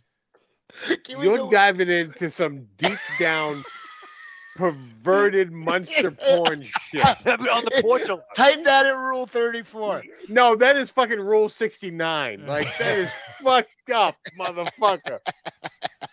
All right, I'm gonna type it in. Rule 34. Let me see. Wolfman penis. Frankenstein. Wolfman penis on Frankenstein. Yeah. But if you get a werewolf deal, that makes sense that maybe there's some residual. I'm not sure how electricity and reanimating, because he has powers. If he was rejuvenated his werewolf fucking spunk. Yeah. You know what I mean? Oh my god, the picture I just found. I think I'm blushing. Wasn't he a good pianist with his hands? Wasn't he a good penis? Pianist. Those words just come out of your mouth. Oh, yeah. Pianist. Yeah. One of the best, he wasn't. One of the best jokes that has ever been in an animated series meant for adults was there was an episode of the Animaniacs back in the 90s where they did a history moment with Beethoven. And he kept going, "You do not understand. I'm the world's greatest pianist." "You're a what?" "World's greatest pianist." "You're a what?" "World's greatest pianist." "So long, everybody." Yeah, that's great. That was almost like fingerprints, and they like holding up prints, and they're like, "I don't think so." That was the best one. Animaniacs was great for those type of jokes. 100%. Love that shit. But I have never heard this theory that Herman Munster had a werewolf penis. This is the first I have ever heard this. It came out recently. I think it might have been a fake article that it was like claiming what Rob Zombies would do. Like, I think it was along the lines like Raven Shadow. Thank you. Okay, I just found the article. Thank you.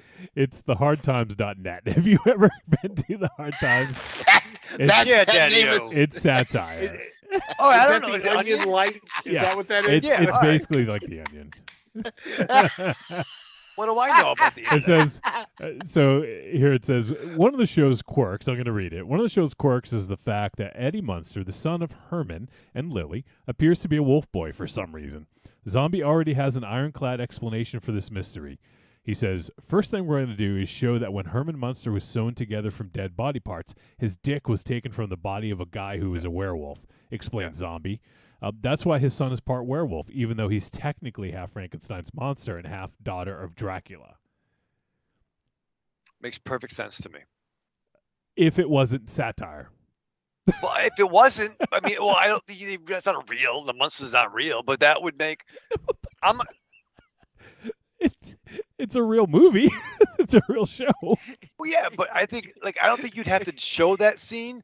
But if you knew it, it'd be like, that's why, and you'd be like smart at like the monster, chat groups or some shit. I mean, correct me if I'm wrong, but Lily isn't a vampire. She's just kind of some kind of demon type thing, even though she was born from a vampire. She looks like a vampire. She's got nails and teeth, doesn't she? Oh my God, she's got nails. She doesn't have none of either of those things. She has some eye powers, and in the original show, I don't remember her doing anything vampire-esque. She was totally a vampire, dude. Or chick, a woman. She's a woman. I'll give you that. Yeah. She looked like a vampire. How so?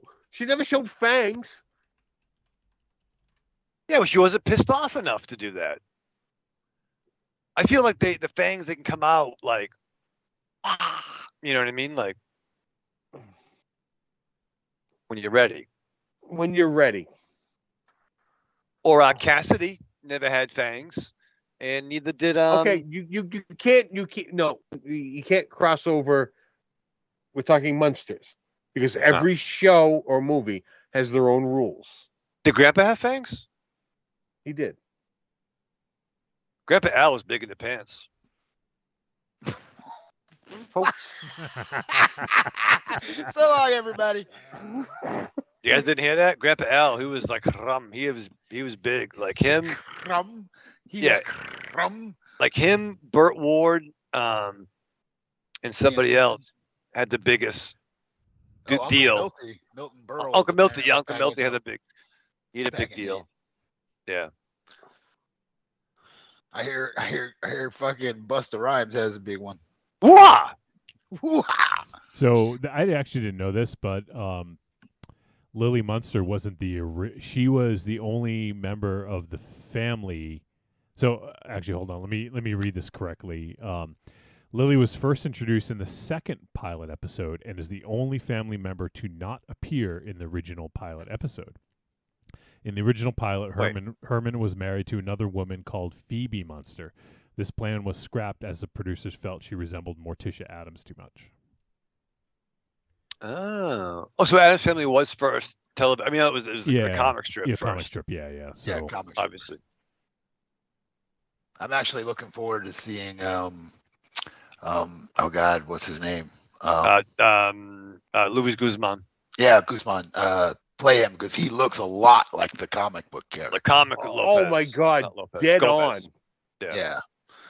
So, at the end of the day, much like the Munsters, the Addams Family, hopefully it'll have a better story through fruition, but it really all hinges on the actors' either portrayal of or nailing the character, whether they are homaging the original version or they have a unique take. It's all about the characters landing. Not necessarily, because as I previously stated, these characters nailed it, but the fucking story sucked. Oh, well, that's what I said about the Addams Family. It's like the story still has to be good, but 90% of, landing any interest is the characters. That's why this movie was good up until about the 35, 40-minute mark, and then it just kind of...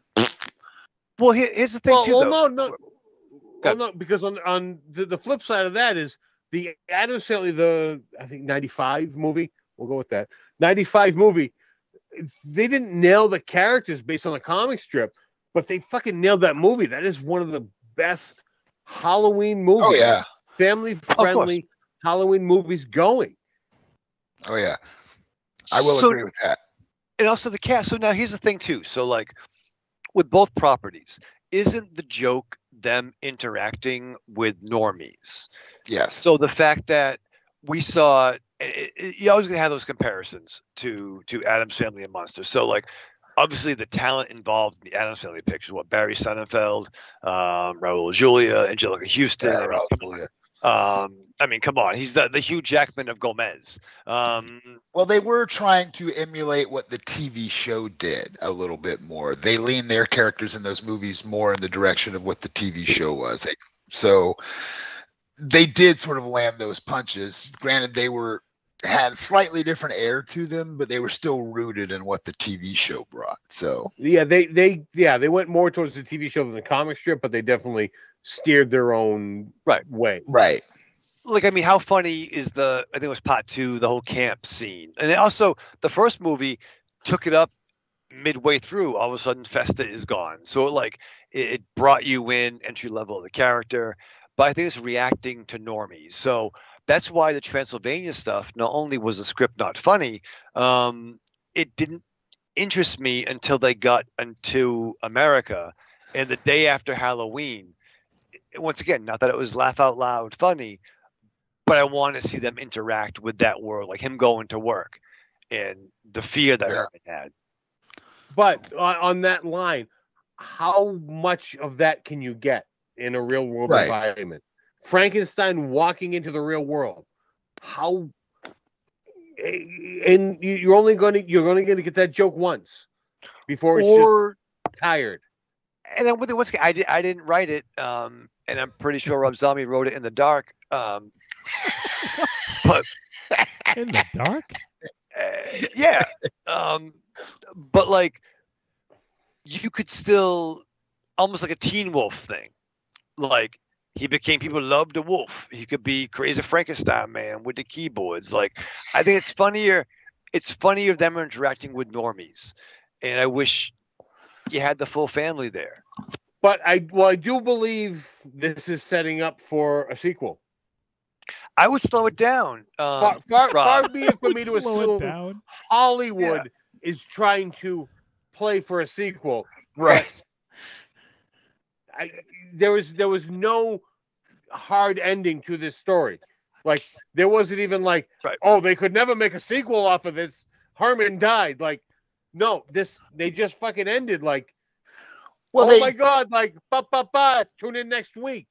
Like, technically, they ended it as the show starts, so you could technically watch this movie and go straight into the TV show. Kind of like when I watch Rogue One. When I watch Rogue One, I have to immediately watch the first 10 minutes of A New Hope because it takes. But there is a time discrepancy because episode 1, Eddie is already like 5 or 6. Already at 5 or 6. Yeah. So you have room, depending on how you want to stretch it out, for multiple sequels. So is the sequel going to be done by fucking a porn director, and we're going to get to see that hardcore monster fucking that Raven Shadow was anxiously awaiting? I'm not saying we watched. Whether I want to see it or not is besides the point, and whether it's true, I'm not even want to get into it. But the fact that it makes sense to me, it's like it totally makes sense. Like, that Parker can get bitten by a radioactive spider, sticks to walls, and get spider sense.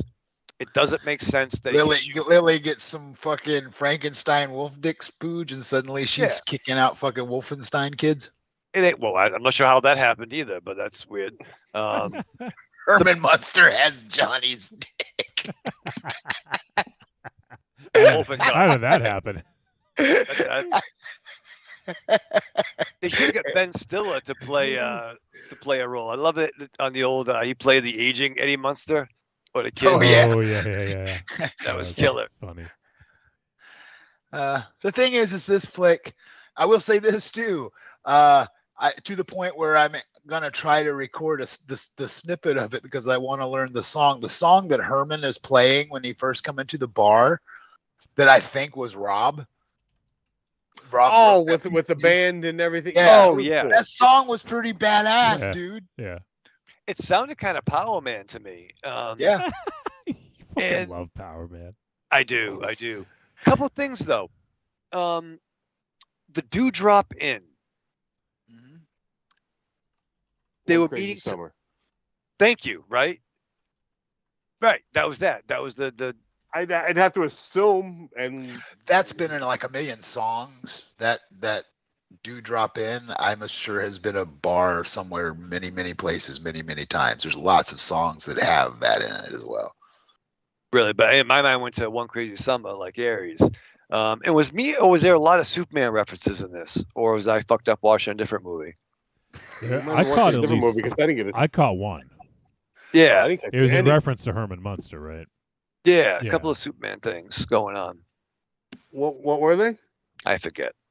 Okay. Something they were referring to Herman Munster's body or something like that, and I think it was the dude from Lost said something about Superman or something like that. Yeah. Yep. Well, I did catch that when they were making him, brain, perfect body type of thing. I didn't necessarily get to any Superman thing unless it was another comment that I missed. I didn't. That's the only one I remember. I don't know if you heard any others, Raven Shadow. I was hoping you remembered. Well, I remembered one. Your friend has a preoccupation with superhero sex parts. Look him up on Rule 34. Oh shit. Superman. Superman dong. Superman fucking a Frankenstein. Superman comes in Supergirl. You gonna check out that season? Oh yeah. Yeah, it's messed up. Yeah. Yeah. Oh fuck. Yeah, I mean this movie was what it was. I'm sad. Oh boy. There's a lot of Superman stuff on there. Yeah. Oh yeah, fucking Kara is a pretty naughty girl on Rule 34 too, just for the record. There were a lot of like Silver Age lettuce pages that would say the only suitable companion for the Man of Steel would be his Supergirl, and apparently they all missed the fact that it was his fucking cousin. That's Depending weird. on what state you're in, it's not illegal. Yeah, I was about to say, depends on your location. Even on Krypton. Maybe if we were to go to Krypton before it blew up, we'd see like everybody's cousin doing that, and we would just have to do a fucking principal fucking moment from Ferris Bueller. It's like, oh, so that's how it is. I was thinking now, because is that why they couldn't leave Krypton? Because all their spaceships was up on blocks. They're a bunch of space hillbillies. That makes Zod a much more sympathetic character. He was just trying to stop the bloodline. He's like, this has to stop before it spreads. Yeah. I just found one picture on that's Roll not good. 34. It has Bane wearing just his mask, with Superman over his back, and they're both naked. That's all I'll say. Well, you can look it up. First of all, that didn't happen because Superman wasn't even there. He was dead at the time. That's your problem with anything you just said. Okay. Excuse me, aren't they both alive right now? But that was the call. It was same. Yeah, but it doesn't say this happened during what was that night? Nightfall. Yeah, it doesn't say it happened then. You're just assuming this could have happened yesterday. Yeah.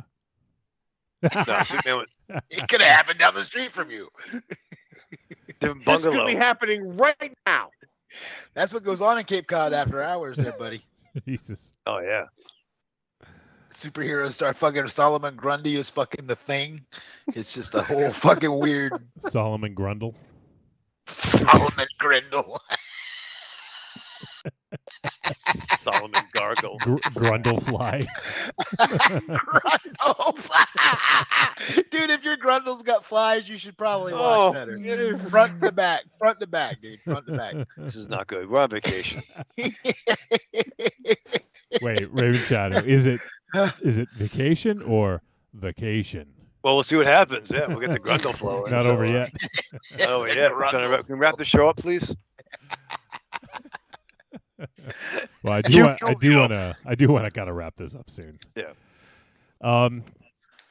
So let's see what else.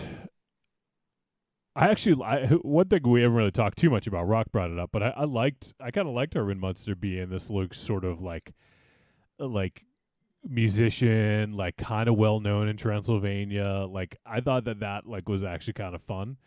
But then it quickly was gone, like it once they got together, it was like, okay, now he's no longer doing that. I thought that the set, like a lot of the design stuff, the set designs, a lot of the just basic like design work on this was strong. I thought the lighting, I think the movie looked real good. So all that stuff I think was right on target here. This to me, once again, I haven't seen the Munsters TV show in a long time. I used to watch it when I was a kid, but I haven't really watched it much since. But this felt in line with what I remember. Whether or not that's true, I don't know. But it was like that campy, silly humor, dad jokes fucking galore, Sure. And that's kind of how I remember it. So for me, it hit the mark for what I was kind of expecting with the humor, and actually I thought it was a little bit better than I thought. Some of it was groan-inducing and kind of like just like silly, but it was a little bit stronger than I thought. I really did like Richard Brake's character in this as well. Richard Brake was Dr. Henry Augustus Wolfgang. who put Herman Munster together. I thought his character was a lot of fun in this. He was great, and for him, he's typically playing like a heavy or like a skeevy character, and he did go with comedy. And I like his. I think he went to New England too. He went to the Leper Island in Massachusetts, someplace. What? The T-shirt that he went to go to the Lepers. Oh, the Lepers. Yeah. Okay, yeah. It was somewhere in New England. You got a Leper Island in New England. Yeah, it's right next to Busta Rhymes Island. Woo-ha! Woo-ha! My arm fell off. So I guess we can start to wrap this up. Is there anything else you guys wanted to mention before we head to the verdict that hasn't been brought up yet? I'm glad he hasn't physically accosted me yet. Yeah, I think you're getting off light here. All right, well, let's go to the verdict, and then there you guys can kind of give final thoughts if there's anything we didn't bring up. And we also get to hear the one and only Busta Rhymes. Trick or treat, baby. I wonder if people would say you're a trick or a treat. Trick or treat, motherfucker. All right, it is verdict time. We're going to let you know whether the Munsters was a trick or a treat, and any final thoughts we may have. I think we already know his verdict, but let's start with Aries. Yeah, I haven't really been too shy about stating what I feel about this movie. I mean, as far as speaking about anything I haven't already spoken about, there was some bits of comedy that, you know what, I did find humorous. This is a comedy, and it wasn't without humor, but a couple of moments where I was like, oh, that was funny, or I might have to steal that. Mainly because no one's gonna fucking watch this movie. I can steal that comedy bit. I definitely, like, even the most diehard like Munsters fan, like, just fucking watch the trailer and you get the gist of this. I can't recommend anyone fucking watch this. This is just so bad. Like, this is probably gonna make some list of mine. A list of one. I don't know. This is a trick. All right. Let's go to Rocky. All right. Well, I told everybody when this movie was even mentioned coming out that there was, even if this movie was terrible, there would be one thing that would be done that would make me appreciate it, and he didn't do it. So as much as I really enjoyed the first 35 to 40 minutes of this movie, I enjoyed it for its nostalgia. I enjoyed it for the homage she was paying. I loved the way it looked. I felt like the three main actors were good. It has some strong things. However, I wrote a little song to sum up what I think about this movie. So can you hear it? Can you hear everything? Yeah. Can you hear that? Yep. All right. So I wrote a little song about this evening and why Mr. Rob Zombie fucking will lose out on me, because he forgot he did the one thing I guaranteed myself if he was going to do, he did not do. And here is that. So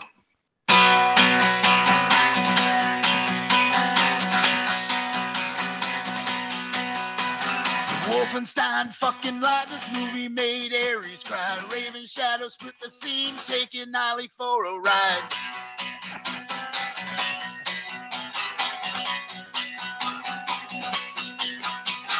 Netflix is where it started. 40 minutes didn't suck. Then they went to Paris, France. Rob Zombie, what the fuck? Grandpa's in the parlor. Nosferatu is a baller. Where in the fuck was my Dracula? Grandpa in the parlor, and then Nosferatu was a baller. Where in the fuck was my Dracula? God damn it, Rob. Rodriguez wouldn't have let me down. This is a very unhappy trick, because he didn't give me a Grandpa and Dracula racing to his own fucking song in this fucking movie I expected to happen. So first 40 minutes was a win, but the rest of it makes this motherfucker a trick. And Rob, you let me down, bitch. Wow. All right, Raven Shadow. That song was awesome. It was. Yeah, it was fucking awesome rock. Yeah, man. I mean, once again, really work on getting one movie. Don't try to make it a trilogy, Rob. And I still love his music. Even if movies aren't always killing it, I am still excited what he does. It just is a struggle because I feel that he's really into and smart and cool. And I don't know why I'm not going to say why he drops the ball. I'm going to say this. I'm not sure why it doesn't work for me. I mean, I kind of know why, but I think he could do so much better than what he does. And he doesn't need to phone shit in. I think he's a real talented dude and obviously loves the source material. I just didn't think that this worked. I thought it looked great, and I would like to see the actors play these roles, and I think it would have been a better TV show. Maybe a 6-episode thing where you can kind of course correct and maybe do it funny. I think it would have been best served as a TV show, not sitcom to movie. So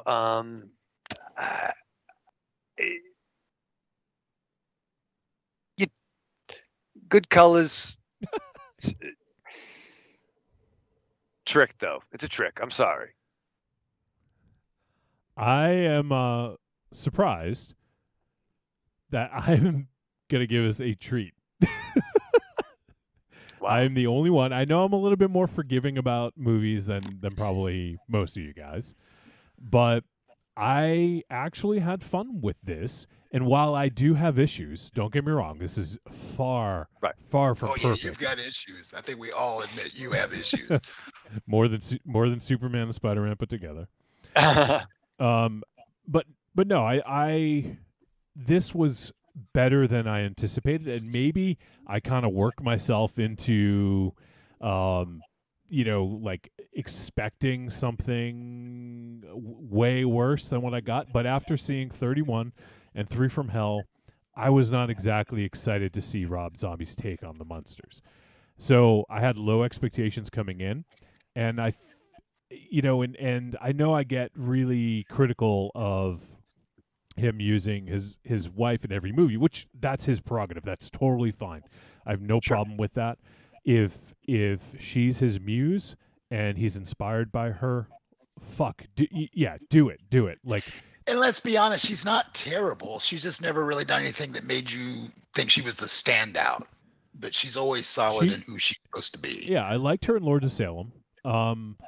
And I mean, she was good as Baby. If not a little annoying. I think that was the point, though. Yeah, exactly.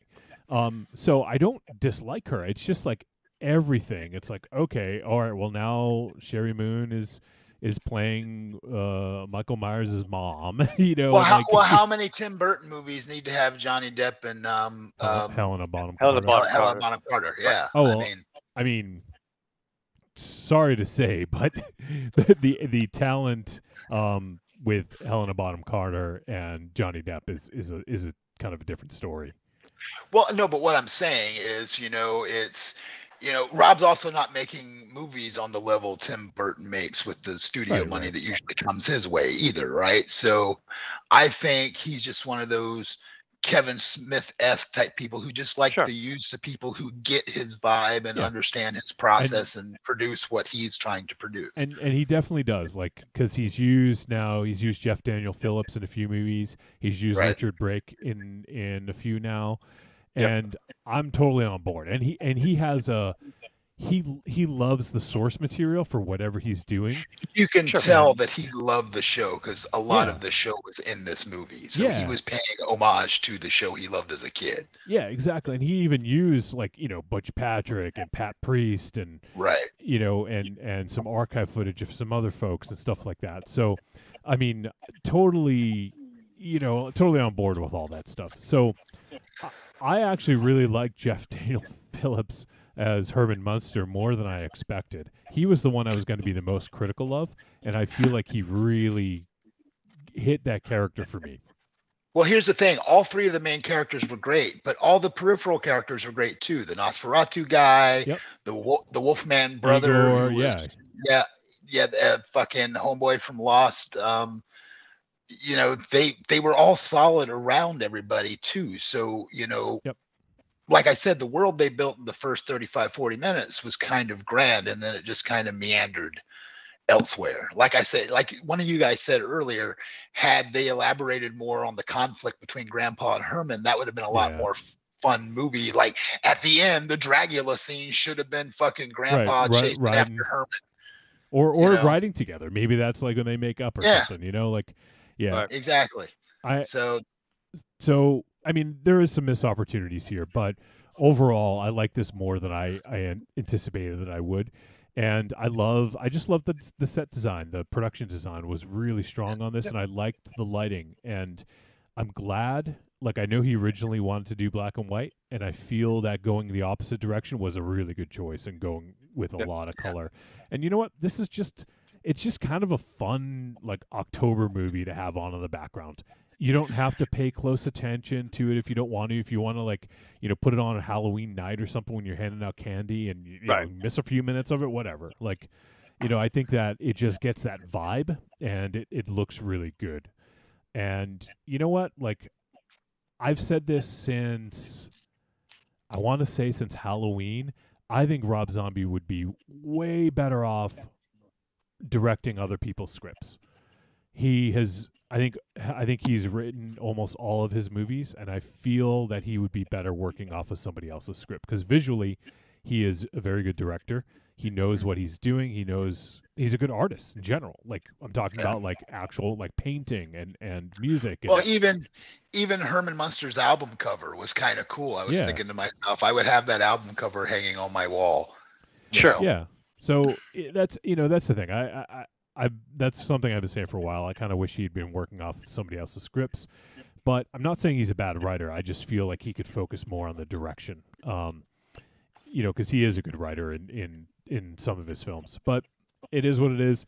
That's the Munsters, and you know what? Like it's on Netflix, so whatever. Like just fucking watch it or don't. I don't care. But we have 3 people that called it a trick and 1 treat. And it's far from a perfect movie, but if you're looking for something to get you in the kind of Halloween October mood, you could definitely do worse than checking this one out. So I will agree with you. When it started, it did that to me. It made me feel like, hey, it's kind of brisk outside. It's starting to feel like autumn in southern Ontario. Leaves are starting to blow around. I was like, yeah, watching a funny, goofy little monster movie until it went sideways and bad. Like I said, if it had stopped at 40 minutes, I'd been like, hey, that was a cute little fucking flick. But then it just kept going. Right. Yep. And it's interesting that, Raven Shadow, you were talking about some of you wanted more of the stuff from America. And I wanted more from Transylvania. And, it's just interesting that, we had sort of different things. I just feel like it would have been more interesting with what they set up if they had pursued the Grandpa Herman sort of angle a little bit more. Like, but maybe they didn't want to have Grandpa, sort of come off as like a heel in a way, where and he was a bit. And Ares wants a mind wipe. Yeah. Well, Grandpa was always the curmudgeon of it. I mean, they should have played into that more. And as far as what Raven Shadow said with the diving into more of the interaction with America, I mean, that's the show. Yeah. Like, this is supposed to be a prequel. You're supposed to get more in depth into the characters, and I think exploring them in Transylvania would have suited them more than having them cross over in the movie. I don't know if it would have saved the movie, but I think, maybe as the final thing, them showing up at Mockingbird Lane and setting up the potential sequel. Yeah. I mean, there was. Yeah. I just think there was so many like missteps in this. Yeah. Right. I did like the when they got the house though. I thought that was kind of funny when, she's showing them another house and they're like, no, we want this. It's beautiful, and there were a lot of missteps, and maybe it's just pick your vision. I don't know. I mean, like I said, it could have. I find it's funnier than being the fish out of water. I don't know. Could they have gone back to Transylvania and maybe they went to a harsher, more like violent Transylvania? Would that have been funny? So they were like, they left in the 60s, where it was all fun-loving Transylvanians, and it became like slashers and stuff. I don't know. Well, you know what? That's a different movie, and that probably could have worked. A little grown-up Eddie and, a more aged Lily and Herman going back. You probably could have had like an R-rated Munsters movie there. Yeah. Well, not even R-rated. Like, I mean, everyone's, even like MZ was jumping on Rob Zombie for being R-rated. Like, he's not doing that. He's not. But like, just to give it, I think at the end of the day, it's still, they're funnier when they're not, when it's a metaphor for whatever like you call American it. Family, like right. Yeah. Now, see, it would have been interesting had Zombie gone with a complete redirect too, if he'd have gone with the full-on, grandpa's feeding on fuckers in the streets in the middle of the night, and fucking Lily is dating, but she's also feeding and destroying the minds of the people. I thought he could have gone darker too, would have worked with the way he works too. Like you said, for an R-rated Munsters, even when they were in Transylvania, they could have been a little more gruesome with, what Herman did once he was reanimated and stuff. So I was half expecting that too, thinking that the trailer was a misdirect and he was going to go horror with it. So there's lots of directions that could have been done, and I think an amalgamation of the two, with his two styles of making it kind of fun and friendly, and maybe not going the R route with blood and gore, but alluding to the fact that grandpa's like wiping his mouth when he comes back in before dawn after fucking slaughtering kids in the streets. There's so many things that could have been done. Like I said, the premise, when it got cutesy in the beginning, was working for what they were doing. But I agree with Aries and Johnny that I think had it stayed there and focused more on there, he could have gotten a better sequel idea out of it, and it would have given a more entertaining movie for the first step. All right. Well, I just want to wrap this up because we're done.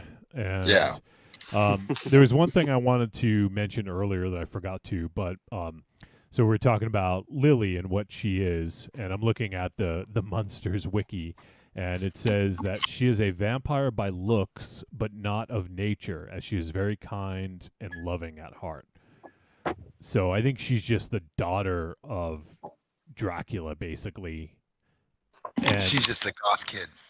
Pretty much. And she has some sort of powers, like she can float and, and things like that, but it's just not. She's all grumpy and listening to Evanescence late at night and don't want to piss out of the neighbors. Why would anyone do that? Can't wake up. All right, so that's going to wrap up our discussion of the Munsters. Now, next week, I'm actually looking forward to this one as well. I actually don't know who directed this. I'm going to look it up real quick. But it is based off a novel by friend of the show, or someone we've had on the show a few times, Grady Hendrix. And he has a book called My Best Friend's Exorcism. And it is getting a release tomorrow on Prime. So on Prime Video. So if you guys have Prime, you can check it out for, with that subscription. And My Best Friend's Exorcism. And it's directed by Damon Thomas. I'm not familiar with Damon. He directed the Dracula Netflix from 2 years ago. The little one season thing that dropped during the pandemic. Yep. So he did one episode of it. Actually, he didn't do the whole thing. He did some Penny Dreadful. He did 6 episodes of Penny Dreadful. Yeah. The first one or the second one? From 2015, the HBO one from 2015. Okay, I don't remember which season was which. Oh, I thought you were talking about. Okay, never mind. Because I thought they did like a follow-up show or something. Well, they did. That's what I'm saying. Yeah. This quote-unquote second part of that was one in California that didn't really hit. The one in England was the better of the two. Okay, so Damon Thomas, and the script was written by Jenna Lamia, based on the book by Grady Hendrix. Cool. So looking forward to checking this out. Grady is an awesome dude, great writer, and curious to see another film of one of his books. So we'll be doing My Best Friend's Exorcism next week. It's on Prime starting tomorrow. I can watch that one. So good. I'll be prepared for your show next week. There you go.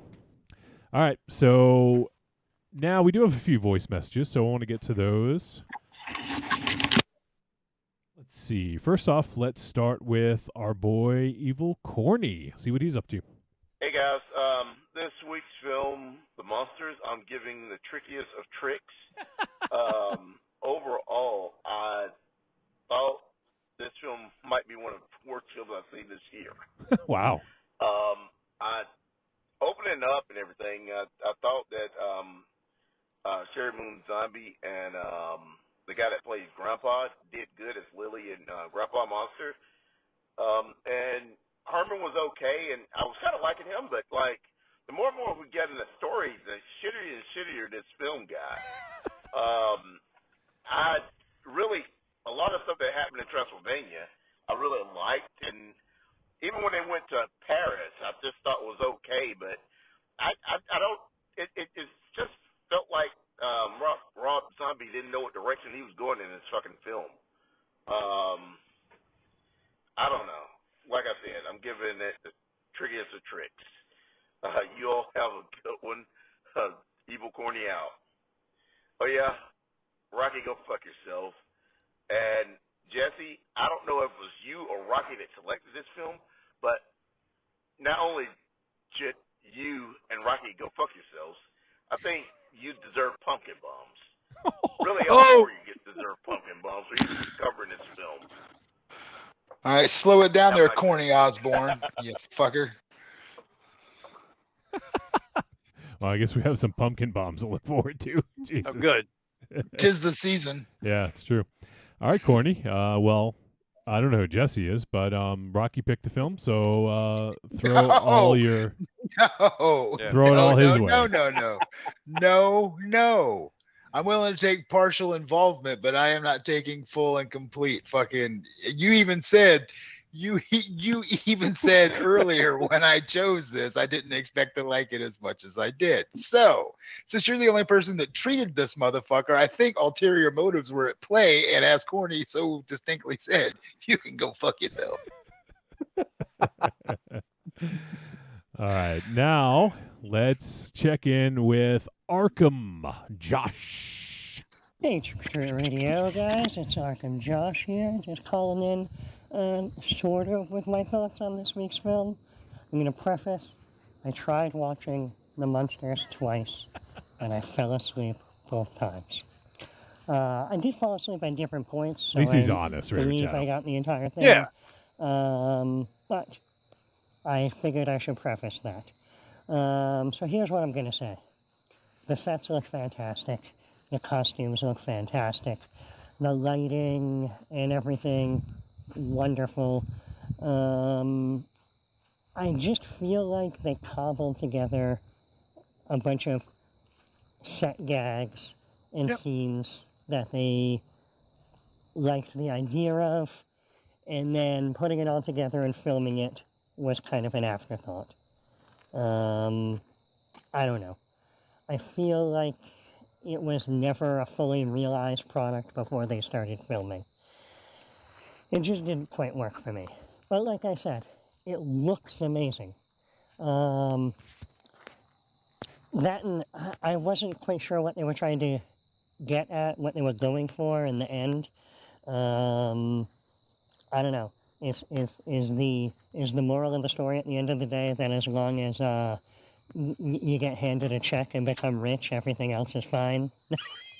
I don't know. Seems like it's not necessarily the right message to be teaching people. Maybe not. I don't know.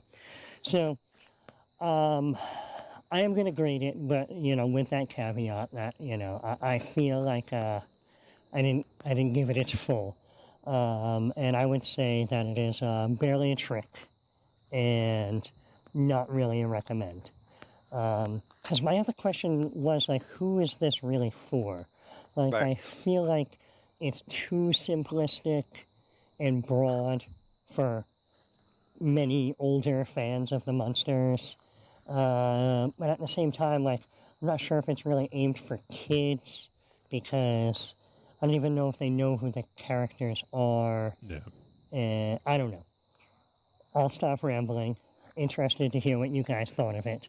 Because, I don't know, there's some interesting talking points there.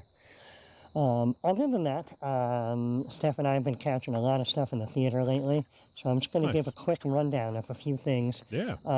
With grades, I won't really go into anything because I figure it's all stuff that you could possibly end up covering. So we saw Pearl, we saw Barbarian, and we saw Don't Worry, Darling. And I would say all of them are a treat and a recommend. So, I mean, obviously, if you guys end up covering one or some of those in the future, I'll go into more detail with my thoughts, but I figured I'd just throw that out there. All right, I hope you guys are all having a good one, and I look forward to hearing your talk on this week's episode. All right, bye. All right, Josh. Good to hear from you as always, my friend.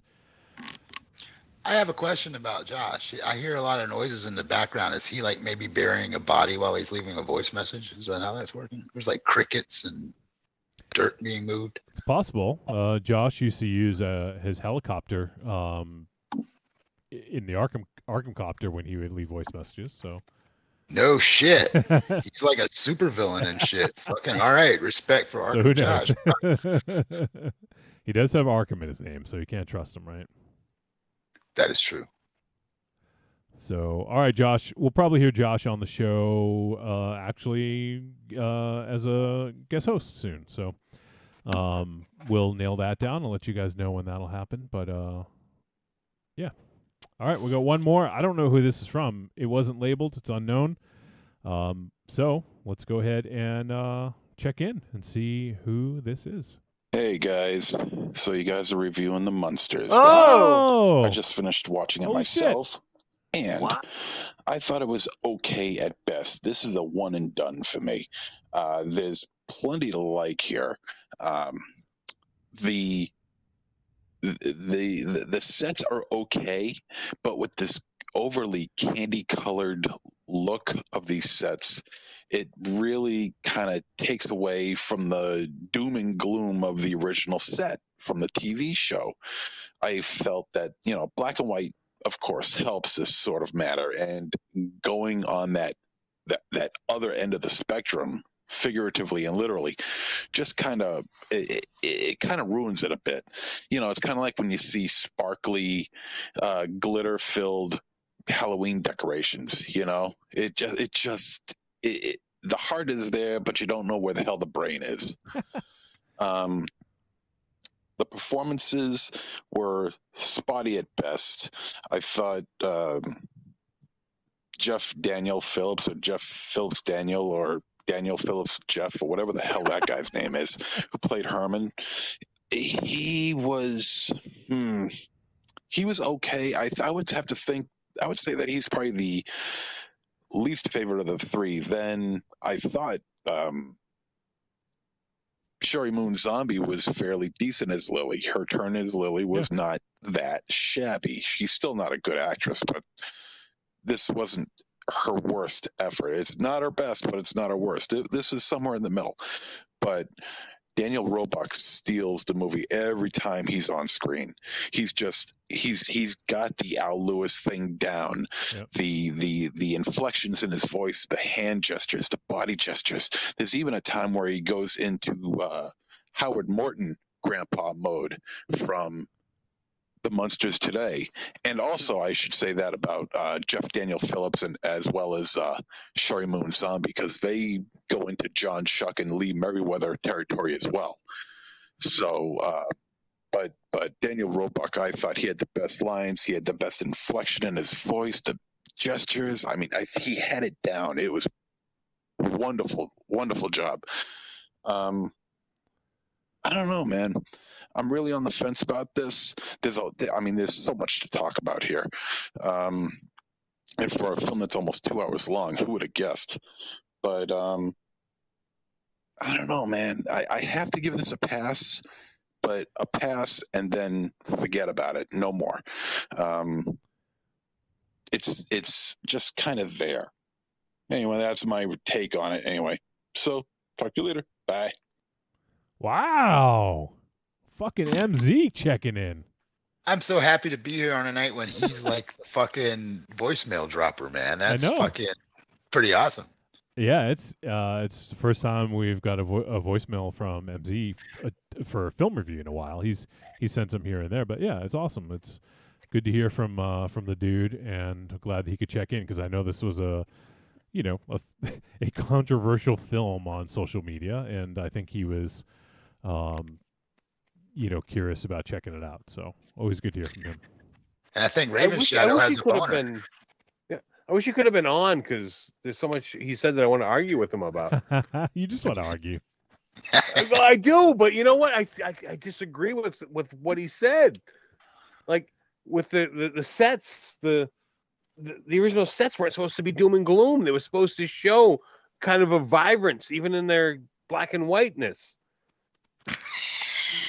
They did. They intentionally. If you look at the colored version, not a colorized version, but a colored version of the sets, they were pink and blue, and they were very pastel to portray a vibrance, even in the black and white. Black and white, yeah. Right. Both the Munsters and Addams Family, when they were black and white, their sets were very colorful. Right. Try to pop and not be overly gloomy on TV. Right. Yeah, Aries is like, God damn it, missed opportunity. I wanted to argue. Well, no, because I just feel like he said that the movie shouldn't have been so bright. I feel if the shows were made in color at the time, they would have looked like this. Yeah. I think this is one of the things they had right. Yeah. These shows would have been so bright. These shows would have been Batman 66. Right. Well, that's what I'm saying. It was early to mid 60s. Everything was bright and flamboyant, right? Yeah, but they were still in black and white. If they were in color, they would have popped so much. Right. Not as much as Raven Shadow if they'd shown a werewolf penis. Well, look at Raven Shadow. He's got a werewolf penis. That's true. Yeah. It's a little pink lipstick that pops out. Yeah, it's in a jar. That's weird. Well, it was awesome to hear from MZ. I know he won't listen to this, so it doesn't even matter if I say thanks. But it's good to hear from him, and hopefully he'll call in more often. I think that would be awesome. He could have. That was awesome. He could have done the whole trick or treat thing and did his catchphrase. Just to, that could have been good. Yeah, I feel like he's retired now. Like he's really taken that thing pretty far. Yeah. So much that he's living I in didn't Maine. understand what he meant by a pass. Like a pass or fail, I think is what he meant. No, I think he meant like a pass by. I think he meant like a watch. It was worth giving it one pass. Yeah, one pass. Yeah. He said one pass and forget it, basically.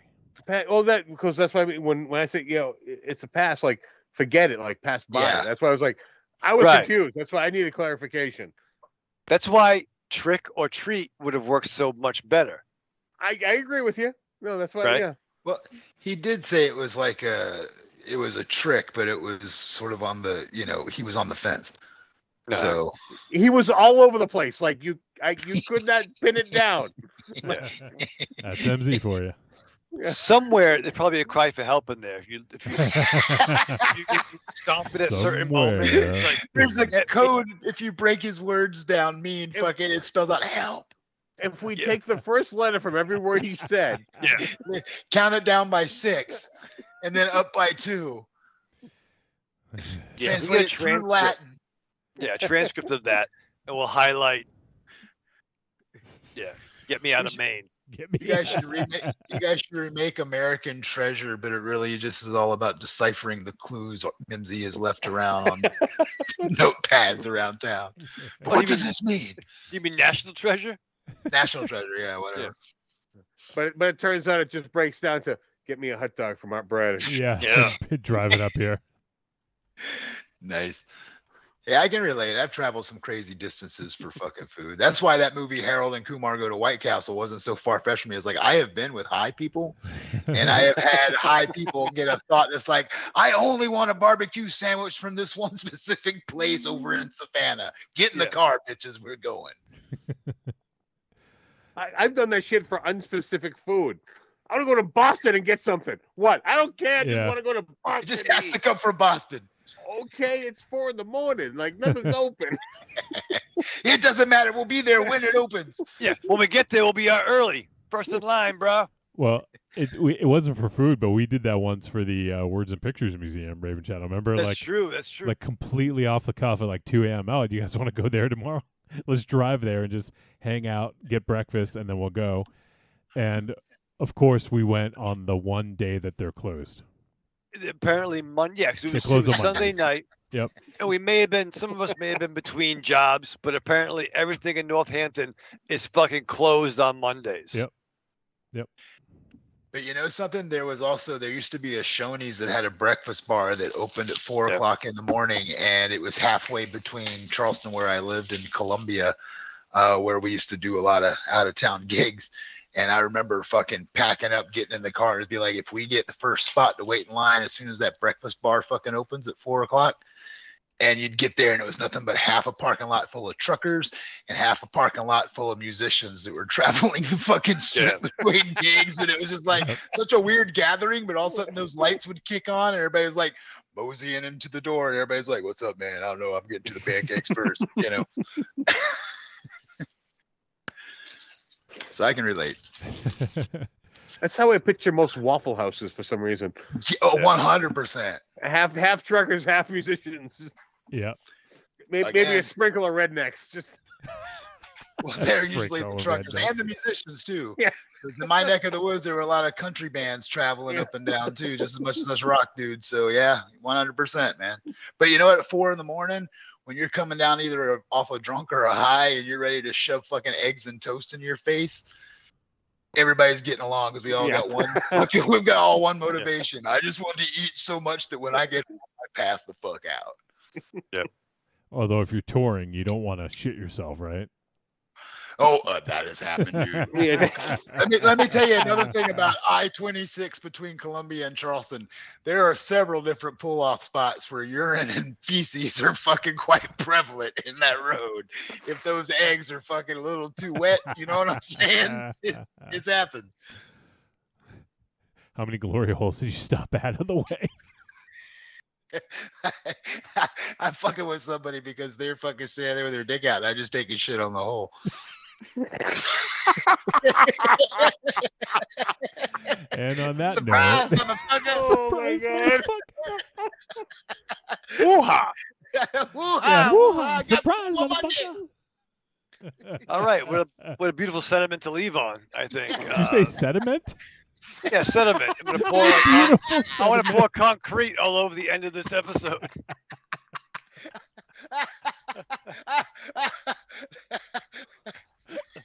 What a beautiful sentiment. I think that explains so much about this episode. Yeah. That's like the world's greatest geologist pickup line. Yeah, baby, what a beautiful sentiment. Yeah. My density has popped me to you. I mean my sediment.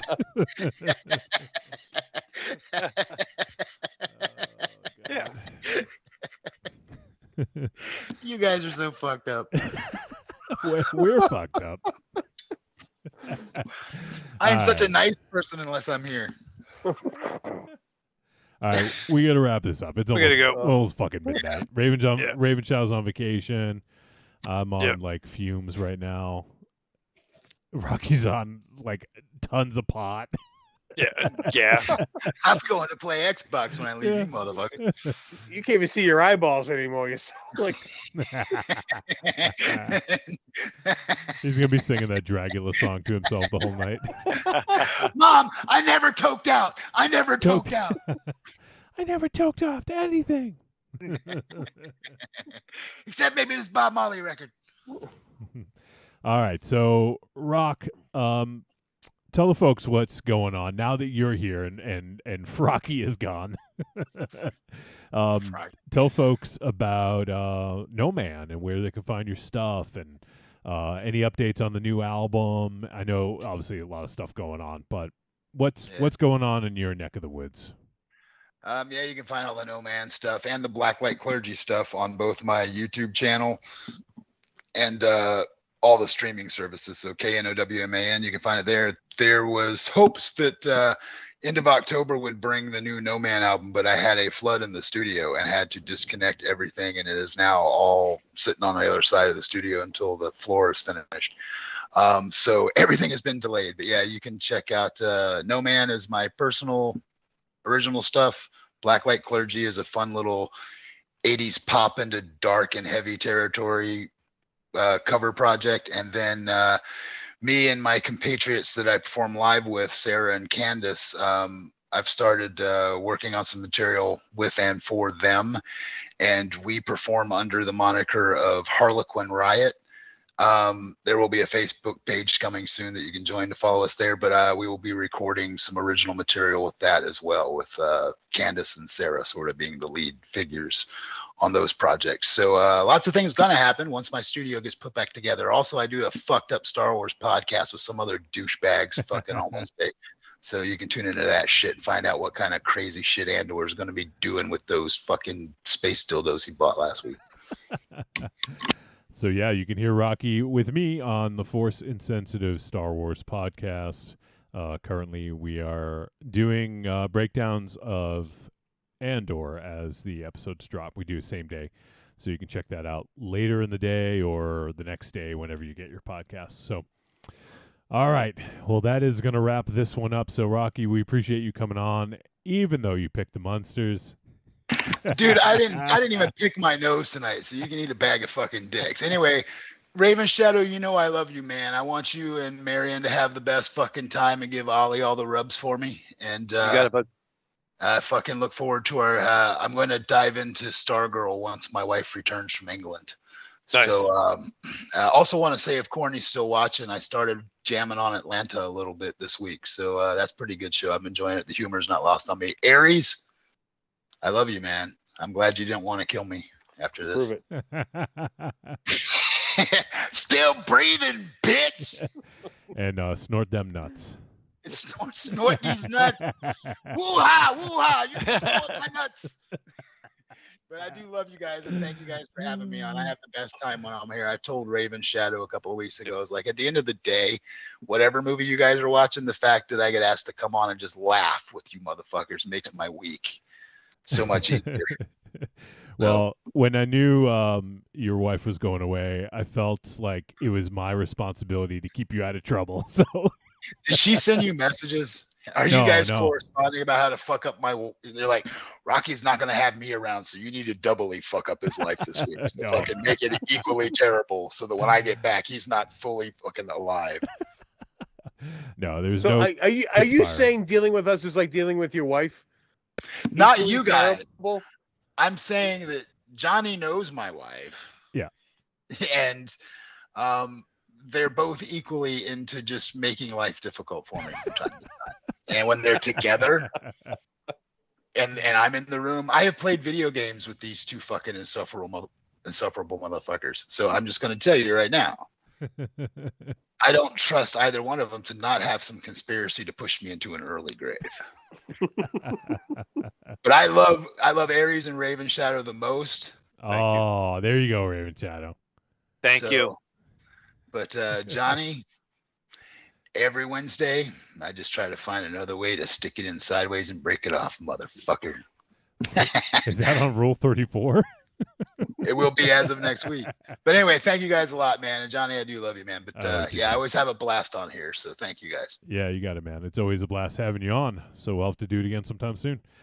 All right, let's go around and say our goodbyes, starting with Aries. All right, Rocky, it's always a pleasure to have you on, my friend. And if anyone's looking to find me, I'll be in a forest near you, cutting down trees and yelling at the wildlife. Goodbye. All right, Raven Shadow. All right, Rock, love you, baby. I do have to give my real final goodbyes right now because I got to take Ollie out and vacation, is still going on. So I gotta go. But live fast, love hard, survive with your mask on. All right, and that is going to wrap it up. Raven Chow is going to head out. All right, so there you go. That's- Night, boys. See you, bud. Bye. Bye. Peace. All right. Well, that was going to wrap it up. So appreciate you guys tuning in. Appreciate Rock hanging out with us and shoot the shit. And also to everyone who sent in a voice message, we heard from MZ. It was good to hear from that motherfucker. We heard from Arkham Josh, and we also heard from Corny. So thank you guys and everyone who checked out the live show. We appreciate you. Everyone who's going to listen to the podcast when it drops, thank you. And also our Patreon supporters. We appreciate you guys the most. So thank you, everybody. And you know what? Snort these nuts and come back next week and check out as we talk about my best friend's exorcism. All right. We'll see you guys then.